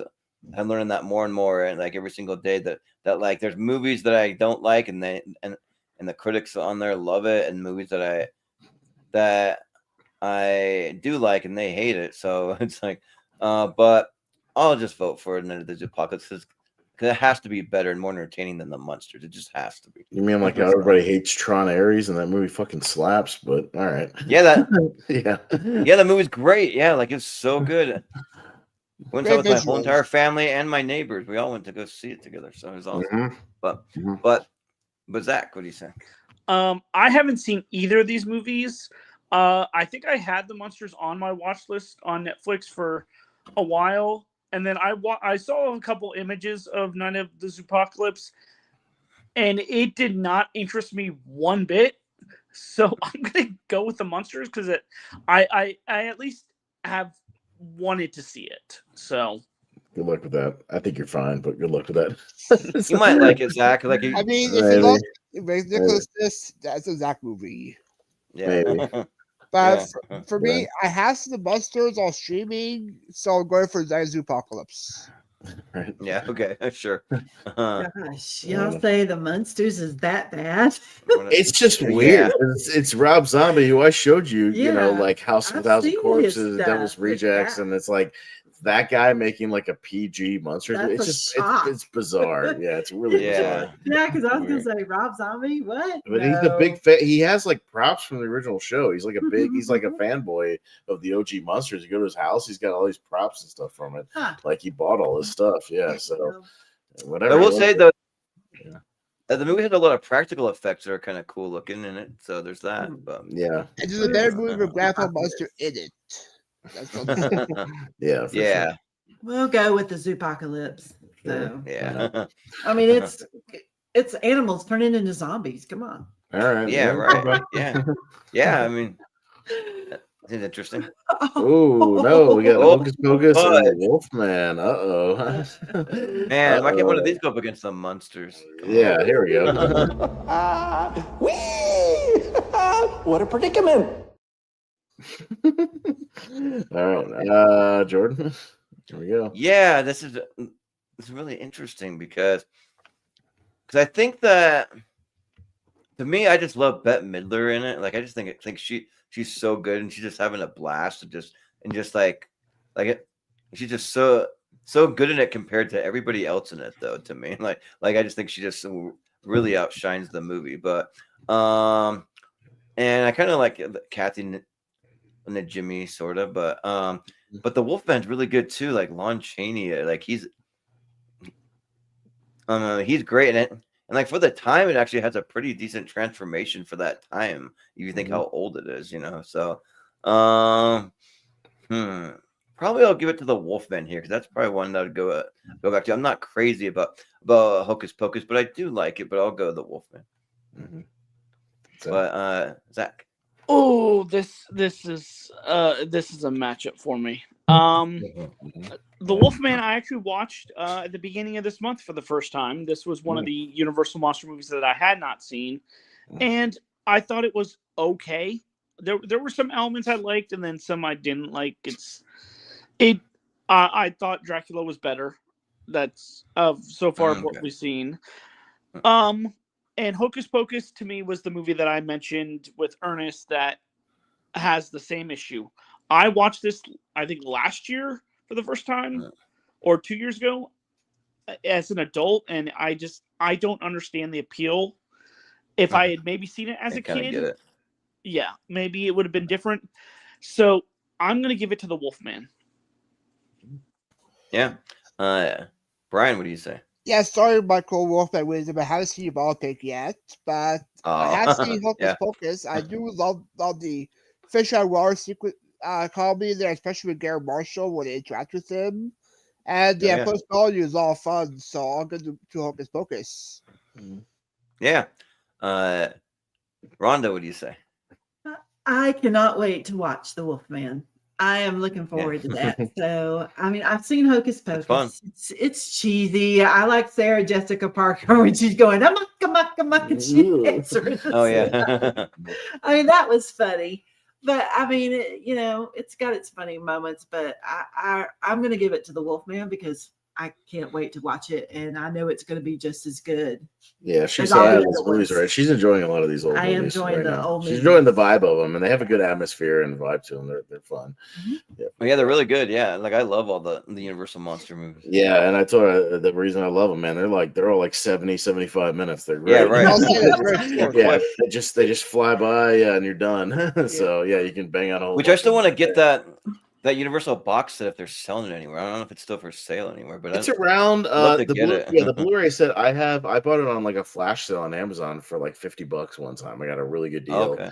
But there are smaller sets that have like 8 movies. They'll have like all the even that like the core movies and then like a few of the other ones, just kind of the super core ones and all the sequels or whatever. But the box set I find that, again, Hocus Pocus is fun for what it is. It gets you kind of in the Halloween mode. But yeah, Michael the Wolfman as well. I'm kind of I'm digging, showing her all these classic movies, and I'm kind of on a run with them right now. And you know what? We'll see Hocus Pocus next Tuesday because it's set on Halloween, so it'll be in that tournament also. So right. So we'll talk about it again on Tuesday. Maybe I'll have a better shot because I do think it gives you good Halloween vibes because there's like trick or treating, there's costumes, all this, like, so in that tournament I might put it over for how it portrays Halloween, on that one, because that might be one of my criteria of like how I vote on Tuesday is like how fun does it portray like Halloween or whatever. So we'll see it again. I'll go the Wolfman. I'm not gonna say all the Austin for that episode. Just judge on Halloween style. Yeah. Oh yeah. So we could have a classic matchup because we got Frankenstein, the original, and then we got Little Monsters with Fred Savage and Howie Mandel. So Zach. This is an easy matchup for me. I haven't seen Little Monsters, and Frankenstein is actually my second favorite Universal Monster movie. I don't think you have my favorite in this. My favorite is Creature from the Black Lagoon. Is my favorite. Yeah, I don't quite have it on there because it's not as much horror as some of the other ones, but it's more of like a fantasy sci-fi movie kind of. But Frankenstein is second on that list, so I'm gonna go with Frankenstein. Okay. But for anyone who's going to be here next month for the fantasy mystery series, you might see Creature from the Black Lagoon there, maybe. So but Brian, what do you say? Yeah, I see both these for the first time this year. Little Monsters watched for that family tournament, and Frankenstein watched for this actually. I do enjoy the stuff with the monster, but wasn't a fan of the story with the family though. But stuff with the monster I do enjoy more. So for this, I'll give it to Frankenstein. Yeah, Austin. Or no, sorry. Yeah. Yeah, Rhonda, Frankenstein. sorry. I'm Sorry. going to choose Frankenstein because I We're get to see seeing it tomorrow. I can't wait. Yeah. Yeah. Yeah, it's fun. Yeah, no, and then the first time I saw Frankenstein actually was I got to see it on the big screen, and Fathom Events did a double feature where they showed Frankenstein and Bride of Frankenstein back to back, and that was fun. Because again, you could do the double feature because they're both 70 minutes, so you can knock it out 2.5 hours. And yeah, it's good stuff. By the way, babe, James Whale, who directed Frankenstein, also did Invisible Man. So, so yeah, he directed a lot of those old Universal monster movies. He's a good director. And yeah, Little Monsters kind of annoys me, so he's a good Frankenstein. Yeah. Yeah. Feed my Frankenstein. For some reason that like popped in. I'm in my Alice Cooper song. Yeah. But they played in Wayne's World, yeah. Yeah, actually, I do like Little Monsters. I kind of grew up watching it, but I know that like famously, like Howie Mandel said that he hated getting into all the makeup for that. Like it was just a lot of makeup because back then it took hours to do all that. But the world that they create is really cool, and like Fred Savage, he's cool, and I think even Ben Savage is in there too. So they're like both in there. But and the story that I always tell to my cousin, because I brought some movies over to their house once years ago. He's 15 now, but like back then, this was like probably like 10 years ago or so. I let him pick a movie that I had in my big binder of DVDs I used to carry around, and he wanted to watch Little Monsters, and he got freaked out and had nightmares after watching it. So, but Frankenstein is awesome. Yeah, I think that's really good. Just to kind of see that, like, it's alive, and like all that, and it's fun, and yeah, like the Frankenstein's creation, because people forget Frankenstein is the doctor, and then he makes a monster, but yeah, it's really good. So I'll go Frankenstein. All right, so we'll roll with Frankenstein here. Yeah, we'll get a classic matchup in the second round, so that'll be good. Yeah. All right. Well, we got the Invisible Man, so we'll keep it rolling. But I think it's the last of that group, so we got that, and the Eddie Murphy Haunted Mansion. Okay. So the Invisible Man, then. Yeah. I Invisible mean, Man. I would have voted for Haunted Mansion. I'm not as big of a fan as other people of Invisible Man, but I might get outvoted, which is fine. Babe, why don't you talk about it? Because you saw it for the first time the other night when we went to the theater. So I actually really like this movie a lot. I was wanting to know how they did like the practical effects with, like, when he was undressing and all you saw was the shirt and then the cigarette, when he's smoking the cigarette and he's invisible. I just thought it was really cool, but things that he did, like him killing people, pushing them off cliffs in a car. And, I forgot he like derails a train in that movie. I'm like, whoa. Yeah. Like lost his damn mind in that movie. Yeah, he could see he becomes like a straight menace in that movie. Yeah, he's out of his mind, but he's great. I thought it was really great for a 1933 movie. Yeah, the effects are pretty good. Yeah. They're fun to watch. Yeah, they do all right. He did really great. And that woman, oh my Lord, at the beginning of that movie where she's like the crazy Irish lady or something again, he was constantly going like, oh my God. Like that sort of thing. So I looked at Pez, I was like, by Jory, I guess. I guess he must have clicked somewhere. He probably was. It was the Invisible Man. Yeah, the Invisible Man took him. One thing about Haunted Mansion, though, a lot of character actors in it. Yeah, for sure. Yeah. Oh, whoops. Oh, sorry. Yeah. But yeah, it's Claude Rains, and he also is, I believe, the Phantom of the Opera also. So, and he's also in the Wolfman. He plays. Yeah. So, So when we see the Wolfman, he pops up in there too. Yep. Yeah. All right. Get Gremlins 2 and Ghost Dad. Let's not talk about Bill Cosby. Okay. Just go Ghost Dad. All right. Cool. Gremlins 2 rules. I will say Gremlins 2 was the third movie that I watched for this. Yeah. And, good. Yeah. Good. I thought it was. Nice. I thought it got good once you got the new batch of Gremlins. I thought that's when the movie got good and got more creative and just unique.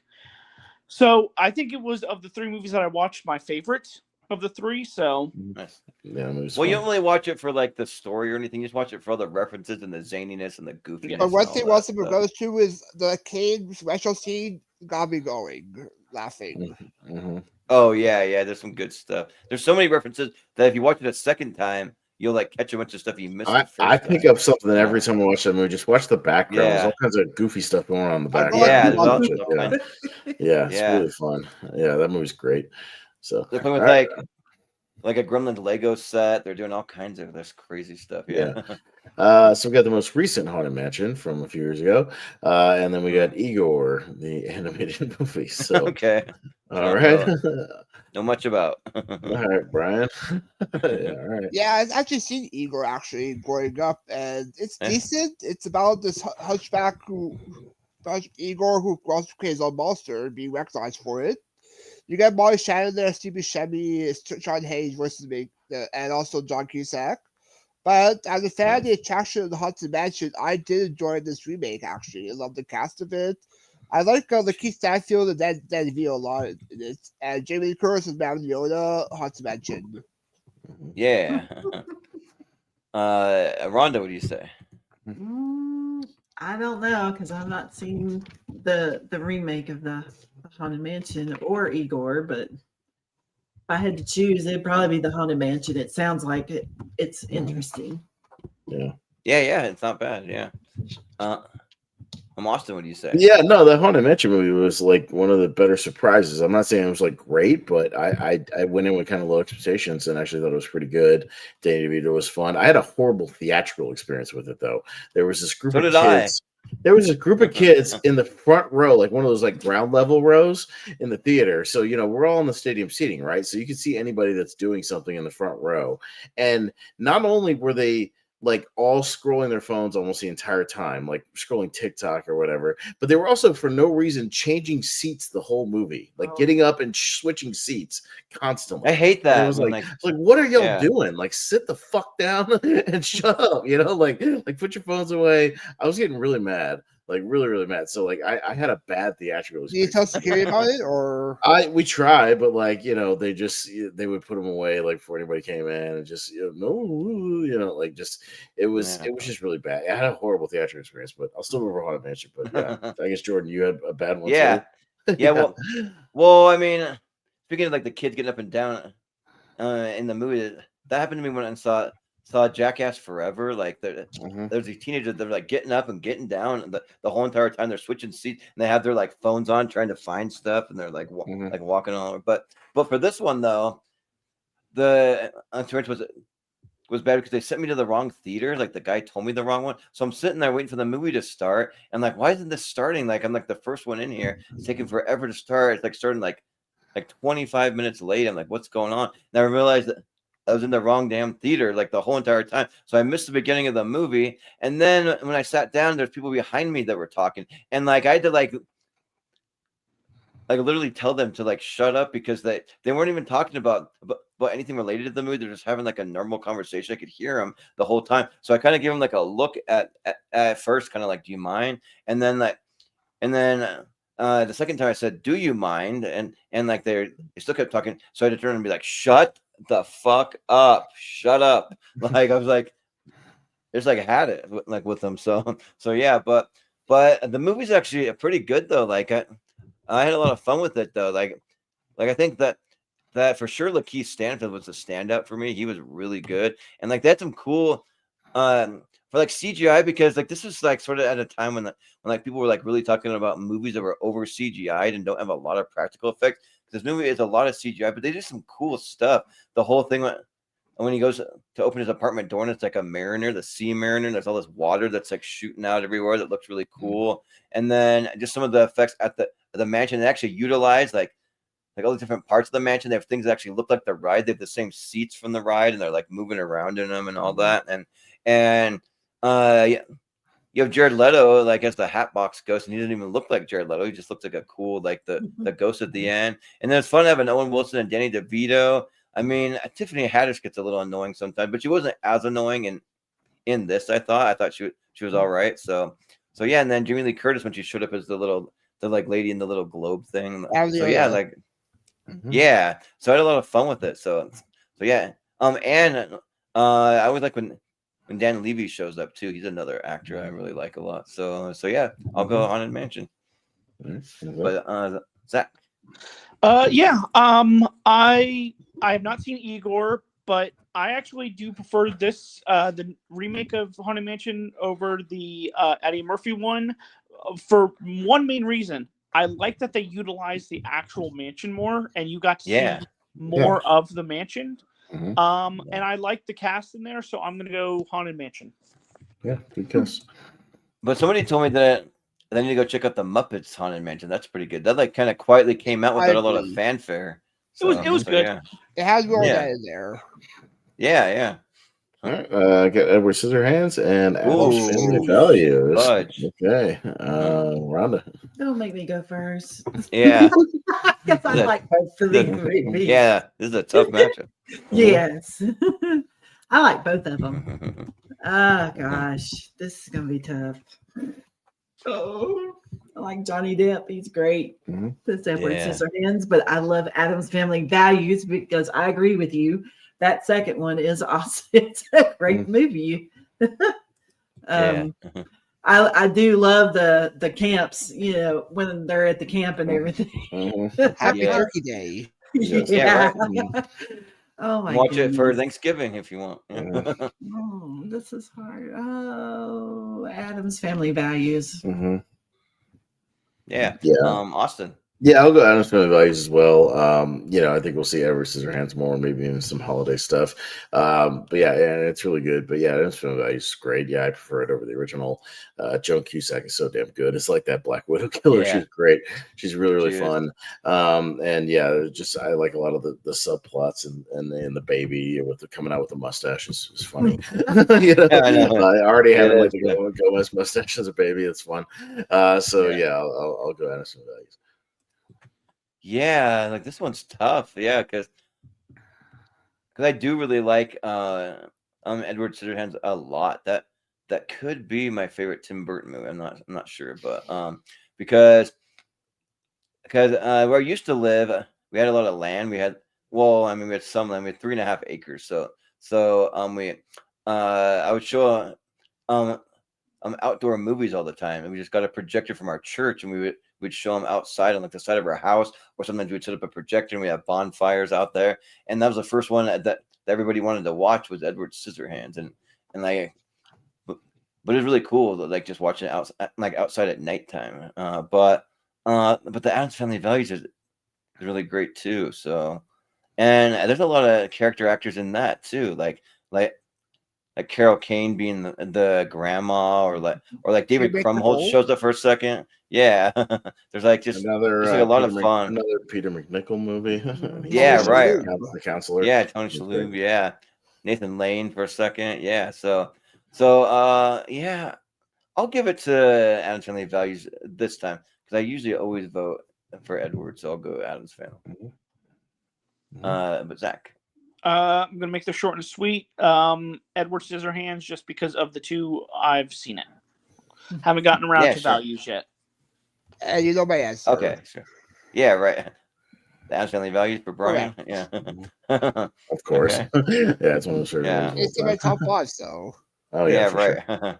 All right, we got our final Henry Selick, A Nightmare Before Christmas, and Paranorman. So another animated matchup. It's on me. Yeah, no, I like both these quite a bit. I think Paranorman's kind of underrated. It's got some fun throwbacks to like some of the old B movies and things when he's watching that one where there's like the boom mics and the shots, and it's just very low budget, very silly. It becomes a decent little zombie movie at the end. I've appreciated more about Nightmare Before Christmas over the years. I didn't used to like it. I kind of appreciate it more, just more for the animation and the kind of Halloween vibes to it. It's pretty close. I might give it to Paranorman just slightly. I think that movie's kind of underrated. Yeah. This one's kind of interesting because one of them I think is very underrated and the other one's overrated. I think Nightmare gets a little overrated. There's people that like I agree with you, Jordan. Yes. Yeah, there's people they like live a whole like Nightmare Before Christmas like lifestyle. They have everything Jack Skellington. They got tattoos. They got all kinds of crazy stuff, and that's fine if you really like it that much. Because I do think it's good. I just think that it gets to be a little much. But like it was a really cool episode of the show Prop Master thing. Yeah, Prop Culture. Yeah. So they go visit Henry Selick. They visit Tim Burton, and they visit Danny Elfman, and they all have different props from the movie, so it's pretty cool. And they show how they've kind of kept the like props in like good condition. They've had to restore them over the years and all that. So that's really cool. But Paranorman is a lot of fun, and also I think it has a really good score too. I really like the score from it. So I'll give it to Paranorman this time. So yeah. But Zach, what do you say? Yeah, with Nightmare Before Christmas, I think it's good, but I feel like it does get a little overrated, especially with the amount of things that you see for it. Again, yeah, like you said, if you like it, then good for you. I think it's just good. And then Paranorman, I really do enjoy, so I'm gonna go with Paranorman. Yeah, Brian, what do you say? Yeah, I agree with Nightmare Before Christmas being overrated, but I do like the music though. The music is very like on the film. Yeah, we do see here a lot of Paranorman, not that much, so I'll get the Paranorman. Yeah, and Rhonda. I guess we're gonna clean sweep it with Paranorman. I've not seen it, but y'all make it sound really good. I mean, I've seen The Nightmare Before Christmas, and it's Halloween, it's Christmas.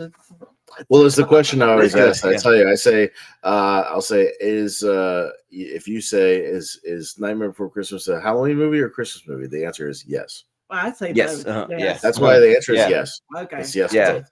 Yes. Okay. Yeah. Well. But Paranorman. Okay. Why not? Well, we might see it in December because we're gonna do like the monthly mystery tournament for December. We're gonna make it just an a holiday version, and so that'll include all holidays. So it'll be mostly Christmas with maybe a couple other holidays maybe sprinkled in there. Will that include the A/B voting round or no? It'll include the A/B voting round, all of that stuff. Yeah. All right. So yeah, it'll be fun. We've got Hubie Halloween and Orion in the Dark. Okay. Yeah, so Orion in the Dark, like I more so like the concept. I think the concept's a little better than the execution to me. Like I liked it for the first couple of times, or like showing the light and in the dark, and they're taking the kid on a journey and then like that kind of stuff. But I got a little bored of it. Like after a while, I was kind of just ready for this movie to be over. Kind of, I don't know. That was just me, but I might be in the minority there. But Hubie Halloween, I just love this movie so much. I don't know what it is. It's just Adam Sandler like just doing this goofy character, but it's kind of almost like Waterboy adjacent as far as the character that he's doing. And then you have all these references. You got like Julie Bowen back, and you got the Howell, and you got so many other because the tour guide. Yeah, the tour guide with like the old lady, yeah, like just like all that stuff, and then like Ray Liotta, like he's fun in it. I wish they would have given him a little more to do, but I just think that's a cool Halloween vibe, and actually is one that I watch every Halloween now. Like I love Hubie Halloween, so I'll vote for that. But Zach, yeah, first let's start with Orion in the Dark. No, I am not a fan of this movie. I'm kind of with you, Jordan, where it's just like the execution does not fit the concept. Yeah. Like the concept is because one of my problems is that these characters that you meet, like halfway through the movie, they all kind of change, and I didn't like the change of any of them because like they became completely different characters. And then Hubie Halloween was going to be the other movie I was going to watch, and like a couple days ago, and I just didn't have time. But because I wanted to see it, I'm going to go with Hubie Halloween. So, but I will say that I do like Paul Walter Hauser in Orion in the Dark. I'm always a fan of him. But Zach, are you on the movie set on Halloween episode or no? Yes. I'll say you can watch it for that. It's going to be on that one too. Yes. Okay. Oh yeah. Because we have a few crossovers from this episode. They're going to be on that one as well if they're set around Halloween. So this one obviously is. So you can watch it for that. You still got a few more days then. Yeah. Right. And also, you can watch Casper as well because it's Halloween as well. You can watch it for that one as well. But for this matchup, Oh, yeah?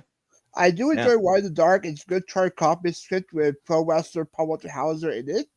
But I'm a standard guy. I do actually love Hubie Halloween. I love the references that you mentioned, Jordan. I love the callbacks, different cameos you get in there, and Drew's crib as mother is great. So Hubie Halloween. Yeah. Rhonda, what do you say? Definitely Hubie Halloween. I like that movie. It's good. Yeah, I'll go for Hubie because I think I watched it. I missed it when it first came out, but I watched it last year. And yeah, it was kind of better than I thought it would be. Still had silly stuff in it, but oddly enough, there was one bit that like made me laugh more than anything else, and I don't really even know why. It's when he's giving the speech at the school, and he keeps looking over at the same person in like the skeleton outfit or whatever it is, and he just keeps going, like he keeps getting scared by it for like no reason, like 3 times in a row from the same person, and I don't know why that made me laugh a lot. It's just so stupid that it made me laugh. And he's just like, or he says like we have to burn her or whatever, like the zombie person or something. Like he's just yelling at all the kids. Like it was funny. Yeah. And the Shaq idea was perfect. Yeah, it's just Shaq, it was just goofy, but I could see why people are digging it and kind of watching it on Halloween. So it's fun. So yeah, I'll go. I love when he had Steve Buscemi, like he played a really good, just wacky, crazy guy or something. Like he's like really good at that. Yeah, I like when he's showing Steve Buscemi his like Swiss Army thermos or whatever, and all the different stuff that it does. That's right. He's like pulling all the stuff out. Yeah. All right. Well, we're at the end, so let's speed around this thing and get it done at a good time. So let's do it. All right. See what wins. Let me play something. Let's see what we got. Now, is there anyone out there who wants to go fast? Anybody? I want to go fast. Hey, get him a suit. Hurry up, make it snappy. Let's go. Hustle up, hustle up. All right. All right. Let's hit the speed round. You guys know how it works. Do those quick votes, and we'll see what wins our tournament tonight for Family Friendly Horror. Zach's up first. Casper and Little Shop. Little Shop of Horrors. Brian? It's also a Ghostbusters matchup because Bill Murray and Dan Aykroyd both two different ones, but I'll give it to Casper. Yeah, that's true. All right, Rhonda. Little Shop of Horrors. I'll go Casper. I'll leave it up to Jordan. And I will go with Casper. All right, Casper. Okay. Monster Squad and Gremlins. So 2 kind of 80s family kind of horror comedies. Brian? Because I see it more times, Gremlins. All right, Rhonda? Yeah. Gremlins. I also go Gremlins. I've seen it more. Jordan? I also go Gremlins. Okay. Zach? And Gremlins for recency bias. Okay. Yeah. All right. Dracula and Scooby-Doo 2. Rhonda? Dracula. Mm-hmm. I'll go Dracula. Jordan? So Dracula's kind of one of the lesser ones for me, just because I'm not a vampire guy that much. But I'll give it to Scooby-Doo 2, actually. Mm-hmm. How's that? Scooby-Doo 2. Brian? Well, I see more times, Scooby-Doo 2. Okay. Ooh, all right. Scooby-Doo 2. All right. Going on to Poltergeist and Dracula Dead and Loving It. So we almost had a Dracula match, but not quite. And actually, if you watch them back to back, just throwing this out there real quick, Dracula Dead and Loving It follows the format of the Bela Lugosi movie like very closely, like scene to scene. Oh, actually. Yeah. But me, I'll go Poltergeist. Jordan? Oh, yeah, they're here. Let's go Poltergeist. Zach? Poltergeist. Poltergeist. Brian? Poltergeist. Right. Poltergeist. Poltergeist. All right. Sweet. All right. Halloween Town and 9. Jordan? 9. Because 9 is one I always champion. If you haven't seen it, check it out. Zach? Halloween Town. Halloween Town. Brian? That's out 9, so Halloween Town. Oh. Rhonda? 9. I'll go Halloween Town. He's kind of okay. Good vibes to it. It's not bad. All right, Coraline and Ernest Scared Stupid. Zach. Ernest. Brian. I'll go Ernest as well. Rhonda. Ernest. You know me. I'll go Ernest. Jordan. Man, this is kind of an unfortunate matchup because I really like both of these. I'll I'll go Ernest. Yeah. Ernest. All right. Huh. Okay. We'll go Ghostbusters and Monsters Inc. Ooh, that's a tough one. Brian. Monsters Inc. Rhonda. Ghostbusters. I might go Ghostbusters here. Jordan. Yeah, I've got a Halloween playlist, and I have the whole score for Ghostbusters 1 and 2 on there, and they're great. I'll go Ghostbusters. All right, Zach. Monsters Inc. Oh, close one, but all right, Ghostbusters. We got Frankenweenie and Beetlejuice. Rhonda. Beetlejuice. I'll go Beetlejuice. Jordan. I'll actually go Frankenweenie. Okay. Zach. Frankenweenie. Ooh, it's up to Brian. Beetlejuice. No, he lost Beetlejuice. Okay. That's right. Yeah. Oh, yeah, that's 20. I got you. All right, so we got a solid crop of movies there. So let's see what else we got. We'll go Addams Family and Addams Family. All right, I'll go Addams Family. Oh. Jordan. All right. Okay, sorry. I mean the live action. Also go Addams Family. I'll go live action Addams Family. Yeah. So, yes. Yeah, the live action one for sure. All right, Zach. Live action. Okay, Brian. Christopher Lloyd. All right. Yeah. And Rhonda. Sure. No share. Cut a meal. Yes. All right. K-pop Demon Hunters and Abbott and Costello meet Frankenstein. That's an only on Tournament Fights. All right. Yeah. Jordan, what you got? I'll probably go Abbott and Costello, but K-pop would surprise you, even if you think it's not up your alley. So, but yeah, Abbott and Costello. K-pop only because I've seen it. Okay, Brian. Abbott and Costello. Rhonda. Abbott and Costello. And I'll also go Abbott and Costello. So, all right. Costello. We'll go Return to Oz and Wendell and Wild. Zach. Wendell and Wild. Brian. Wendell Wild. Rhonda. Return to Oz. I'll go Return to Oz. Jordan. I'll go Return to Oz. Return to Oz. All right. Yeah. Yeah. Scooby Doo Zombie Island and Night of the Zoopocalypse. Brian. Scooby Doo. Rhonda. Scooby Doo. I'll go Scooby Doo. Jordan. I'll go Scooby Doo. Zach. Scooby Doo. Scooby Doo. Okay. All right. We got the Wolfman and Frankenstein. We got our classic matchup here. All right. Rhonda, you got to go first. The two you haven't seen, but which one are you more excited for? Yes. That's a conundrum. Yeah, it's a conundrum. I mean, you haven't even seen it. I know. Yeah, right. Oh man. Lord. Well, no. Wolfman. Man, this is tough because I think Frankenstein gives me more like horror vibes, if that makes sense. Because Wolfman does get creepy, but like Frankenstein has all the fog and the grave digging and the mad scientist thing. So for that reason, I'll go Frankenstein. But I'm being nitpicky with that. That's all. Jordan. Yeah, for me, I think like probably Frankenstein is like the main like universal monster that people think of. Like it's alive, and so yeah, I'll go with Frankenstein. Okay. Zach. Frankenstein is higher on my list, so Frankenstein. Okay, Brian. Frankenstein. All right. There you go. All right. Going down to Invisible Man and Gremlins 2. Oh shit. Oh no. Oh no. Yeah, One of my favorites, or do we want like another classic matchup? Because that might be fun too. Yeah. Oh man. You know, because we also just saw Gremlins 2 on our 1991, so we've seen it all that recently. Invisible Man's also won a damn tournament.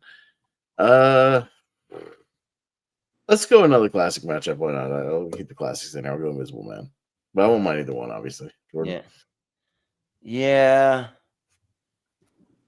So Invisible Man, I think I've seen like one time. So it was a long time ago, so I'm probably due for a rewatch. But I'll vote for it though, because yeah, like you guys kind of like sold me on giving it a rewatch. So yeah. It's a banger, dude. It's so Yeah. entertaining. It's really entertaining, like really Yeah. entertaining. So yeah. Check it out. Yeah. But Zach, Gremlins 2. Ryan. Well, it also has a good comedic elements in there, but I'll go with Invisible Man. Yeah, Rhonda. I'm going The Invisible Man. Yeah, she really liked it. Yeah. It's fun Nice. stuff. All right, Haunted Mansion and Adam's Family Values. Jordan. Probably Adam's Family Values. Okay. Zach. Haunted Mansion. Okay. Adam's Family Values. Rhonda. Adam's Family Values. And I'll also go Adam's Family. All right, so there we go. All right, we got Paranorman and Hubie Halloween. So Zach. Paranorman. Paranorman. Brian. Let's have a card matchup next round. Hubie Halloween. Yeah. Okay. Rhonda. Hubie Halloween. Yeah, why not? I'll go Hubie Halloween. Sure. Do it for you guys and Sandler. Jordan. Yeah, let's go with Hubie Dubois. Hubie Halloween. All right. Okay. Wacky name. All right. We're getting down to the Elite Eight here. So here we go. And jump back over and we'll go, I believe, Casper and Gremlins. Okay. Okay. All right. Brian. Gremlins Wild Turbis, so Casper. Yeah. Rhonda. Gremlins. Yeah, I kind of like getting some fresh movies in here. Let's go Casper. It's never made it that far. Jordan. Yeah. Can I keep you? Casper. Yeah. So Casper. Casper. Okay, into the Elite Eight. All right. All right. Going down to Scooby-Doo 2 and Poltergeist. Rhonda. Poltergeist. Yeah, I'll go Poltergeist. Jordan. This house has many hearts. Let's go with Poltergeist. Okay. With the Zelda. Yeah. While I really liked Poltergeist, Scooby-Doo 2 in top 64, so Scooby-Doo 2. Okay. Brian. I can see a crossover poster with Scooby-Doo gang and also there's a Poltergeist, so I'll go Scooby-Doo 2. Yeah. Okay. All right. With like one of the girls like sitting up to the TV. There. Yes. Here. Hey, you could have the mystery machine pulling up and her going, "They're here." Yeah, right. Yeah, right. Yeah. Halloween Town and Ernest Scared Stupid. Me, I'll go Ernest here. Jordan. Oh yeah, I'll go Ernest. Zach. Halloween Town. Halloween Town. Brian. Ernest. And Rhonda. Ernest. Okay. All right, Ernest. So once again, making it pretty far. All right, not bad. All right. Ghostbusters and Beetlejuice. All right, 84, 85. Ooh. All right. That's a tough one. Jordan. We'll do the ghost with the most. We'll go Ghostbusters. All right, Zach. Ghostbusters. Ghostbusters. Brian. I thought Beetlejuice was 88 because 85 was Peter's Big Adventure for Tim Burton, but I'll go Beetlejuice. Yeah. Rhonda. Beetlejuice. Ghostbusters. I've seen it way more. Yeah. All right. Ghostbusters. All right. Going on the other side to the Addams Family and Abbott and Costello Meet Frankenstein. Zach. You know what? Abbott and Costello. Okay. Brian. Addams Family. Rhonda. Addams Family. We'll go Abbott and Costello. Lead up Jordan. Yeah. I'll go Abbott and Costello. Just because if it was Addams Family Values, I'd go there. But yeah, I'm kind of with you. So we'll see if that one makes it because it's still in play. Yeah. So we'll see what happens here. Yeah. All right. Going down to Return to Oz and Scooby Doo. Zombie Island. Brian.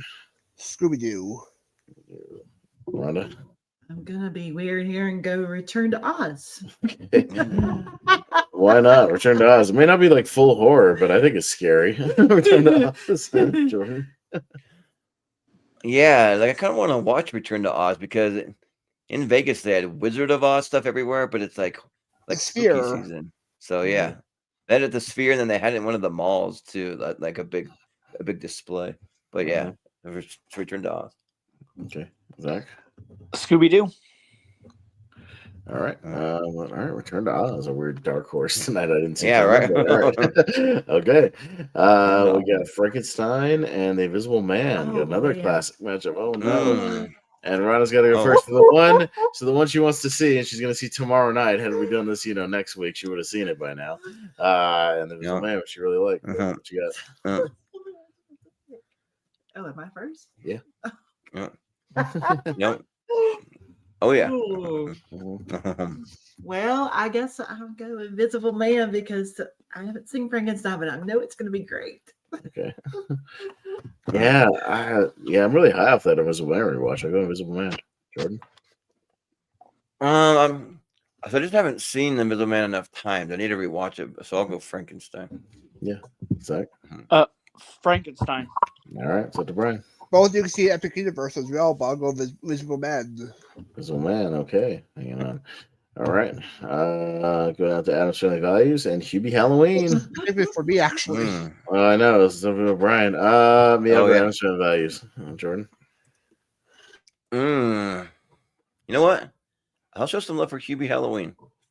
Okay, Zach. Adam's Family Values. All right, Brian, you gotta make a decision here. We'll see Hubie next week as Family Values. That's true. We will see Hubie again on Tuesday. So, Rhonda.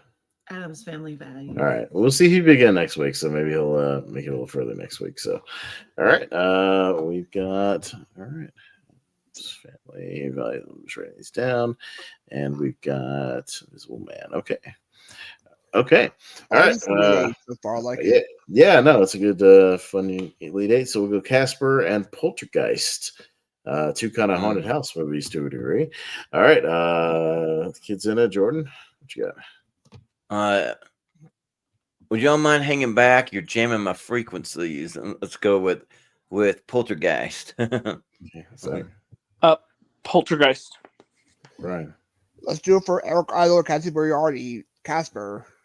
Okay, Rhonda. Poltergeist. Okay. I might give him a bone to Casper, but I don't mind Poltergeist going through. So, yeah. All right, Poltergeist going through. Okay. I'll go down to Ernest and Ghostbusters. Oh, shoot. Zach. Ghostbusters. Ghostbusters, Brian. I'll give it to Ernest. Rhonda.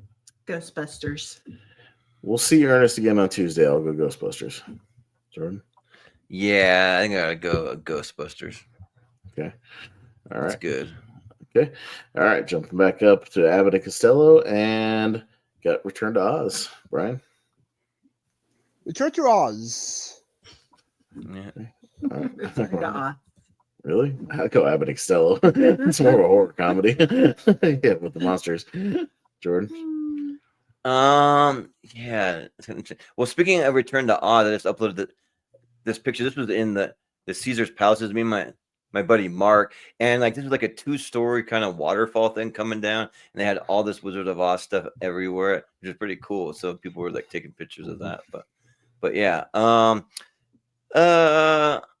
go with Abbott and Costello. All right. Zach. So it comes down to me. Abbott and Costello. Abbott and Costello. Okay. All right. We're almost done. Get to the final 4. Invisible Man and Adam's Family Values. Rhonda. Invisible Man. Man, this is this is tough because God, dude, they're both so good. Yeah. I might go with the one I've seen more overall, which is Adam's Family Values. I'll make Brian happy here. Jordan. Yeah.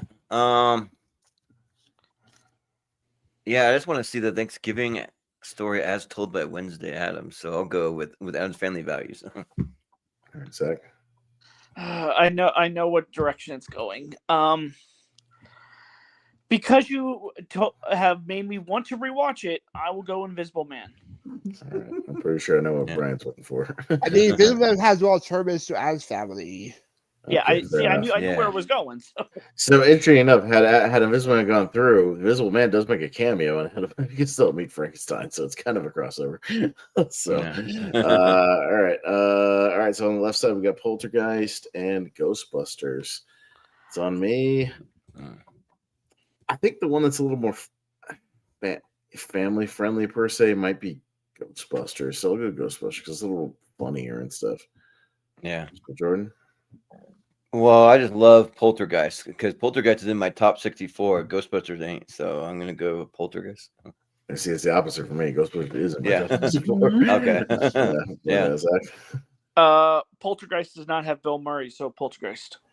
Okay. And also But it- Ghostbusters as well, Turbine, so Poltergeist. Okay. It has Craig T. Nelson in it. Yeah. Yeah. Yeah. Yeah. Ghostbusters. Okay, close one, but all right, Poltergeist into the finals. Okay, all right, Abbott and Costello and Adam's Family Values on the right hand side. So Jordan, I think here I gotta go Adam's Family Values.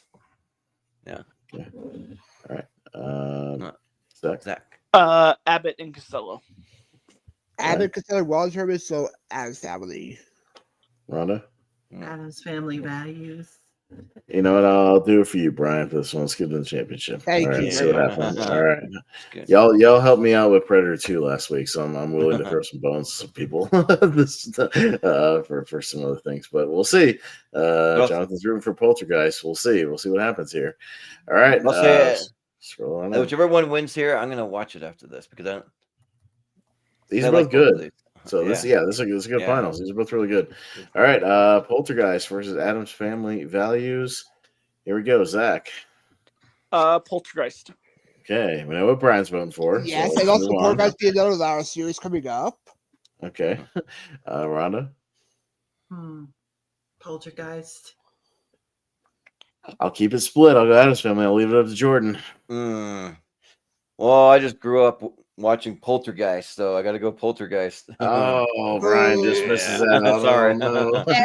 Poltergeist, let's go. All right, no, Poltergeist takes the win here. There we You know what, go. Jordan? Jonathan, revenge card coming up. Yeah. Yeah. Ruh-roh, yeah. Ruh-roh. All right. Well, it came close. I tried, Brian. I really did. So I tried for you this time, buddy. Yeah. But that's a really creepy the end credit, like after everything crazy and like the trees come alive and they're getting attacked and the Indian burial ground, and then it just ends with the la. I would say it's probably appropriate for like older kids, maybe not like super young kids. Like I wouldn't say like a 5-year-old this movie. But I think, when you get to like 10, 11, 12, I think, it's safe enough, and it's a good sort of bridge horror movie to some more crazy because it kind of eases you into it a little bit. Yeah. So yeah. Yeah, it's a good gateway horror movie or something. Yeah, it's kind of a gateway horror. Yeah. Yeah. All right. So there you go. Which it has a gateway in it too, so which is cool. So yeah, but yeah, this was a lot of fun. Yeah, so this is one I'm recommending to all my family because my family doesn't watch a lot of horror movies, but they'd watch this one and they watch all the movies on this one. So so yeah, but yeah, so we're kind of getting close to Halloween. We're not quite there yet, so we still got one more Halloween episode to go, so we'll see how that goes. But yeah, we'll just do some plugs and that'll be it. So we'll go to Zach first. Where can we find you? Yeah, mainly Letterboxd and YouTube at MovieFanZ.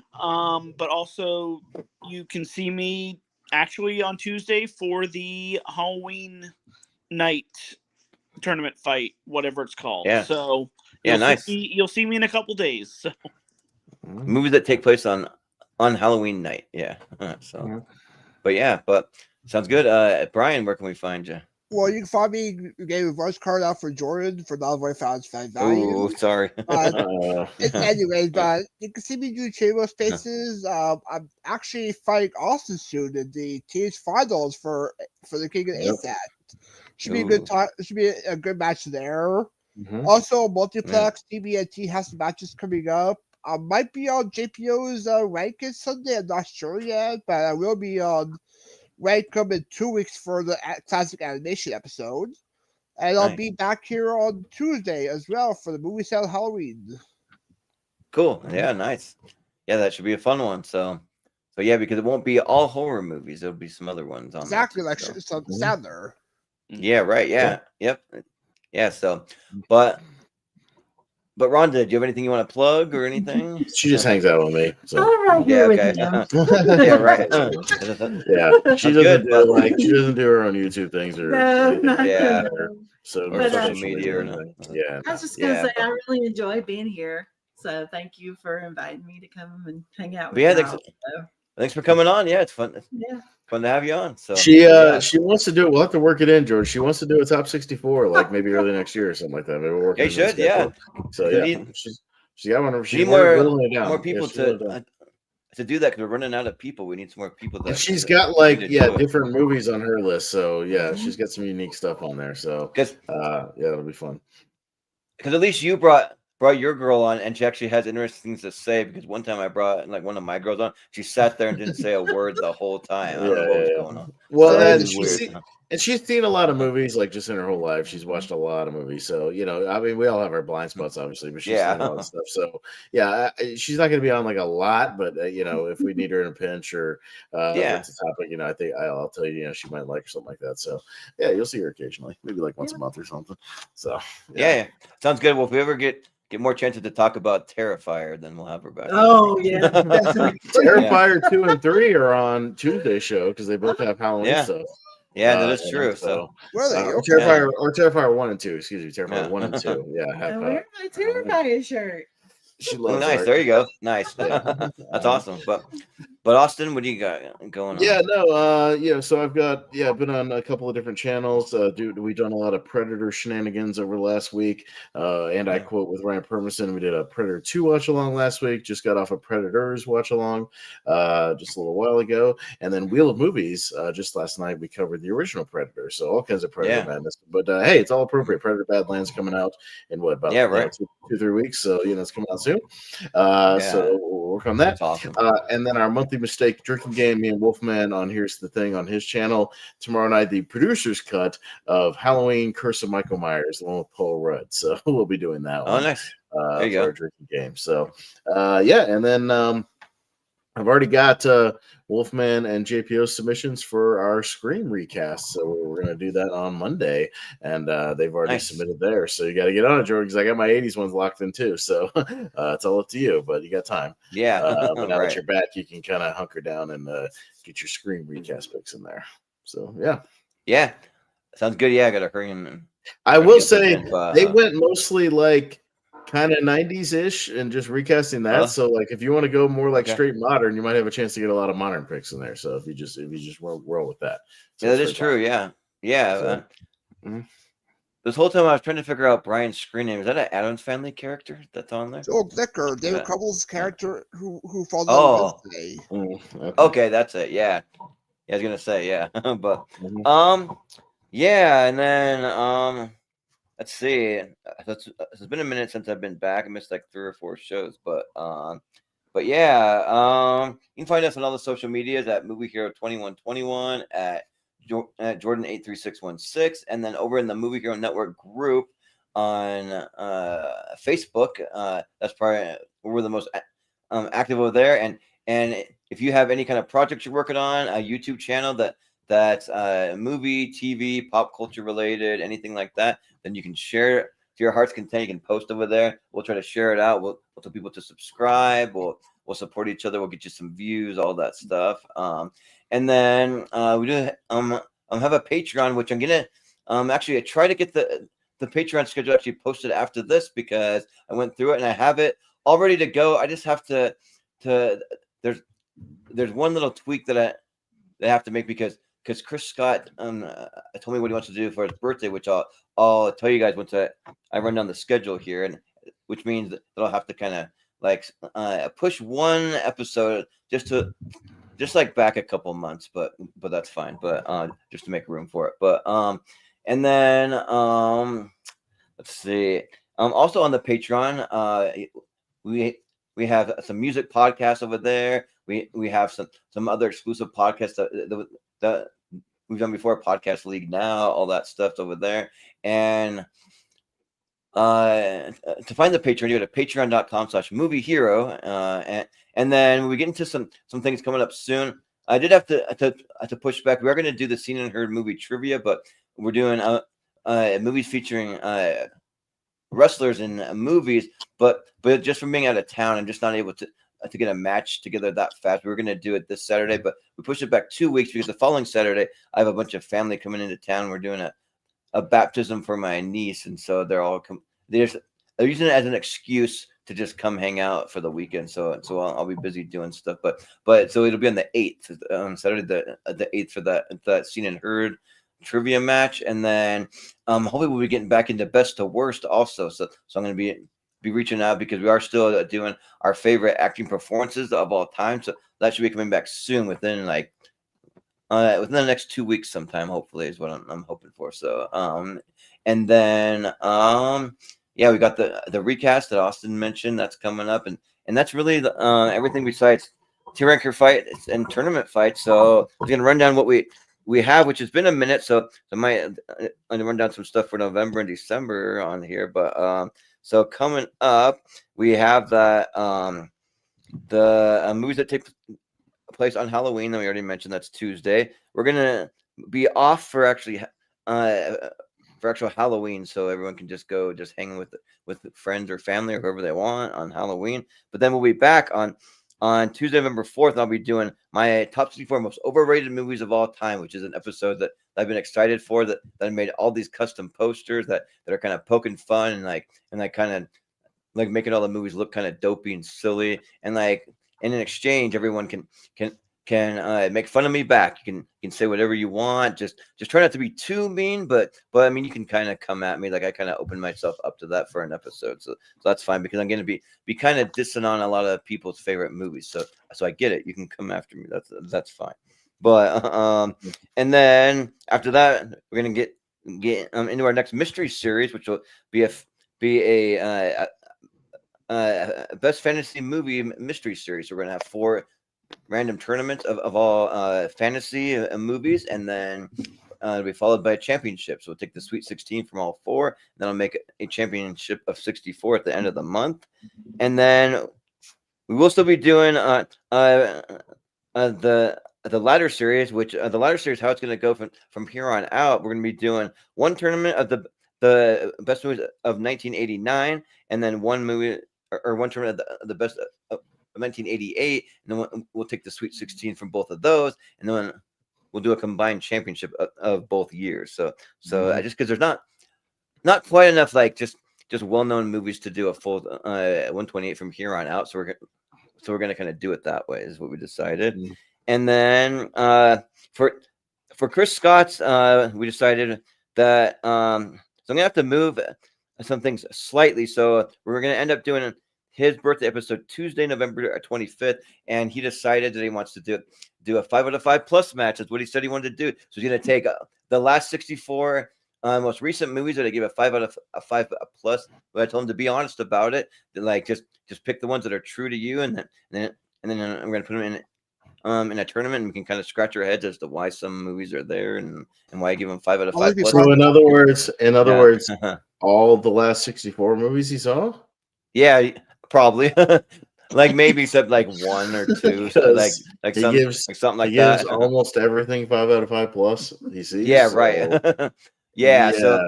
So does that also include War of the Worlds from this year with Ice Cube? Yeah, it includes that one too. They give a 5 out of 5 plus, so that'll be on there. Jordan, sign me up for that one. Yeah, right. Yeah.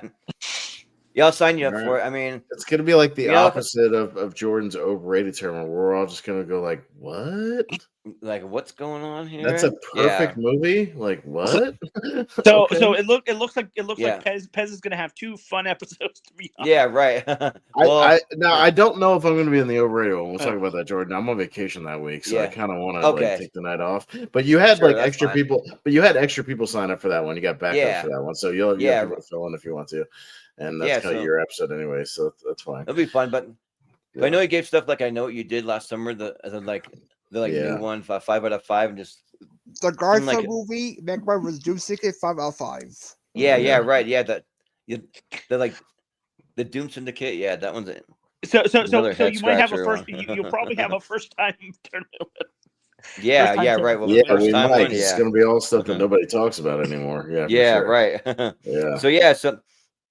So we're gonna do that. So because of that, that'll push the So that'll I know. Yeah. Right. But that'll push the tournament number 4 for the fantasy series to the end of the month. We'll just have to end up doing the championship for that on the first Tuesday of December. Just because that's how it's going to work out. So that means we're going to end up pushing the Battle of the Ryans just to that Friday instead of Tuesday. And then we had an episode that was the best comedic movie actors. That's the one that's probably gonna have to be pushed back a couple months. We're still gonna do it, but we'll have to push it to like February just to make room for it. So well, that, but also on the schedule though, we'll be in December we'll be doing one more ladder series. So it'll be the best movies of 1987 and 1986. So we'll do those 2 years back to back, which I have it listed wrong here, so I'm going to make that correction so I don't forget. And then we're doing just a couple holiday ones, but we don't really have a lot of holiday topics left. So we decided we're going to do the best holiday movies of the 21st century so far. So we'll just cover all the 21st century ones only, and so we'll see how that one goes.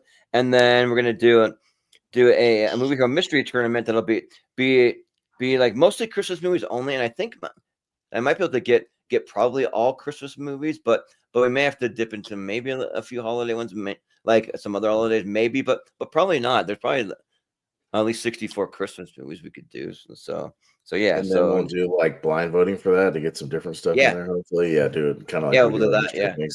We'll mix it up a little bit, so that way it won't always be the same ones we talk about over and over again.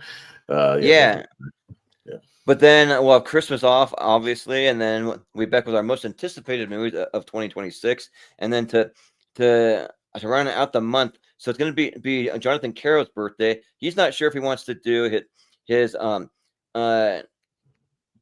54 favorite movies of the 70s or his top 54 movies of the Criterion Collection. So I think he's leaning towards the 70s thing, and he asked. And he fully said, if you wanted me to host it, you could take the night off, Jordan. Like, right. That's totally fine. And then there's someone, and he can pick a panel of other people who like 70s movies, and we'll get care of, so no problem. So that'll be right. But then one bonus one that I'm just going to throw in for the very first one for January, we're going to finally get around to the movies with the name in the title. So if it has like a person's name in the title, then it'll be a whole tournament of just all of those. So that's on there too. So that's what we have going on. So yeah, you can look forward to that, and also look forward to the extended schedule, which will go at about 5 months, because I already have it pretty much ready. I just have to make that one little change with Chris Scott's birthday episode, and then I'll try to get it posted tonight finally, because I actually had a free night last night where I watched the K-pop Demon Hunter, and while I was watching, I just kind of sat there and I made sure that the Patreon schedule was all ready to go. So yeah, but we'll do it for us tonight, guys.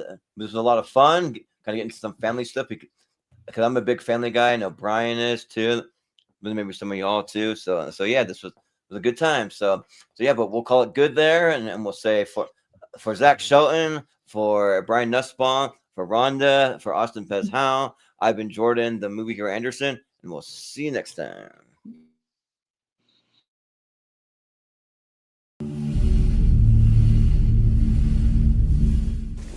Has there been any publicity about this event? No, absolutely nothing. Can you be reasonably sure of not letting any get started?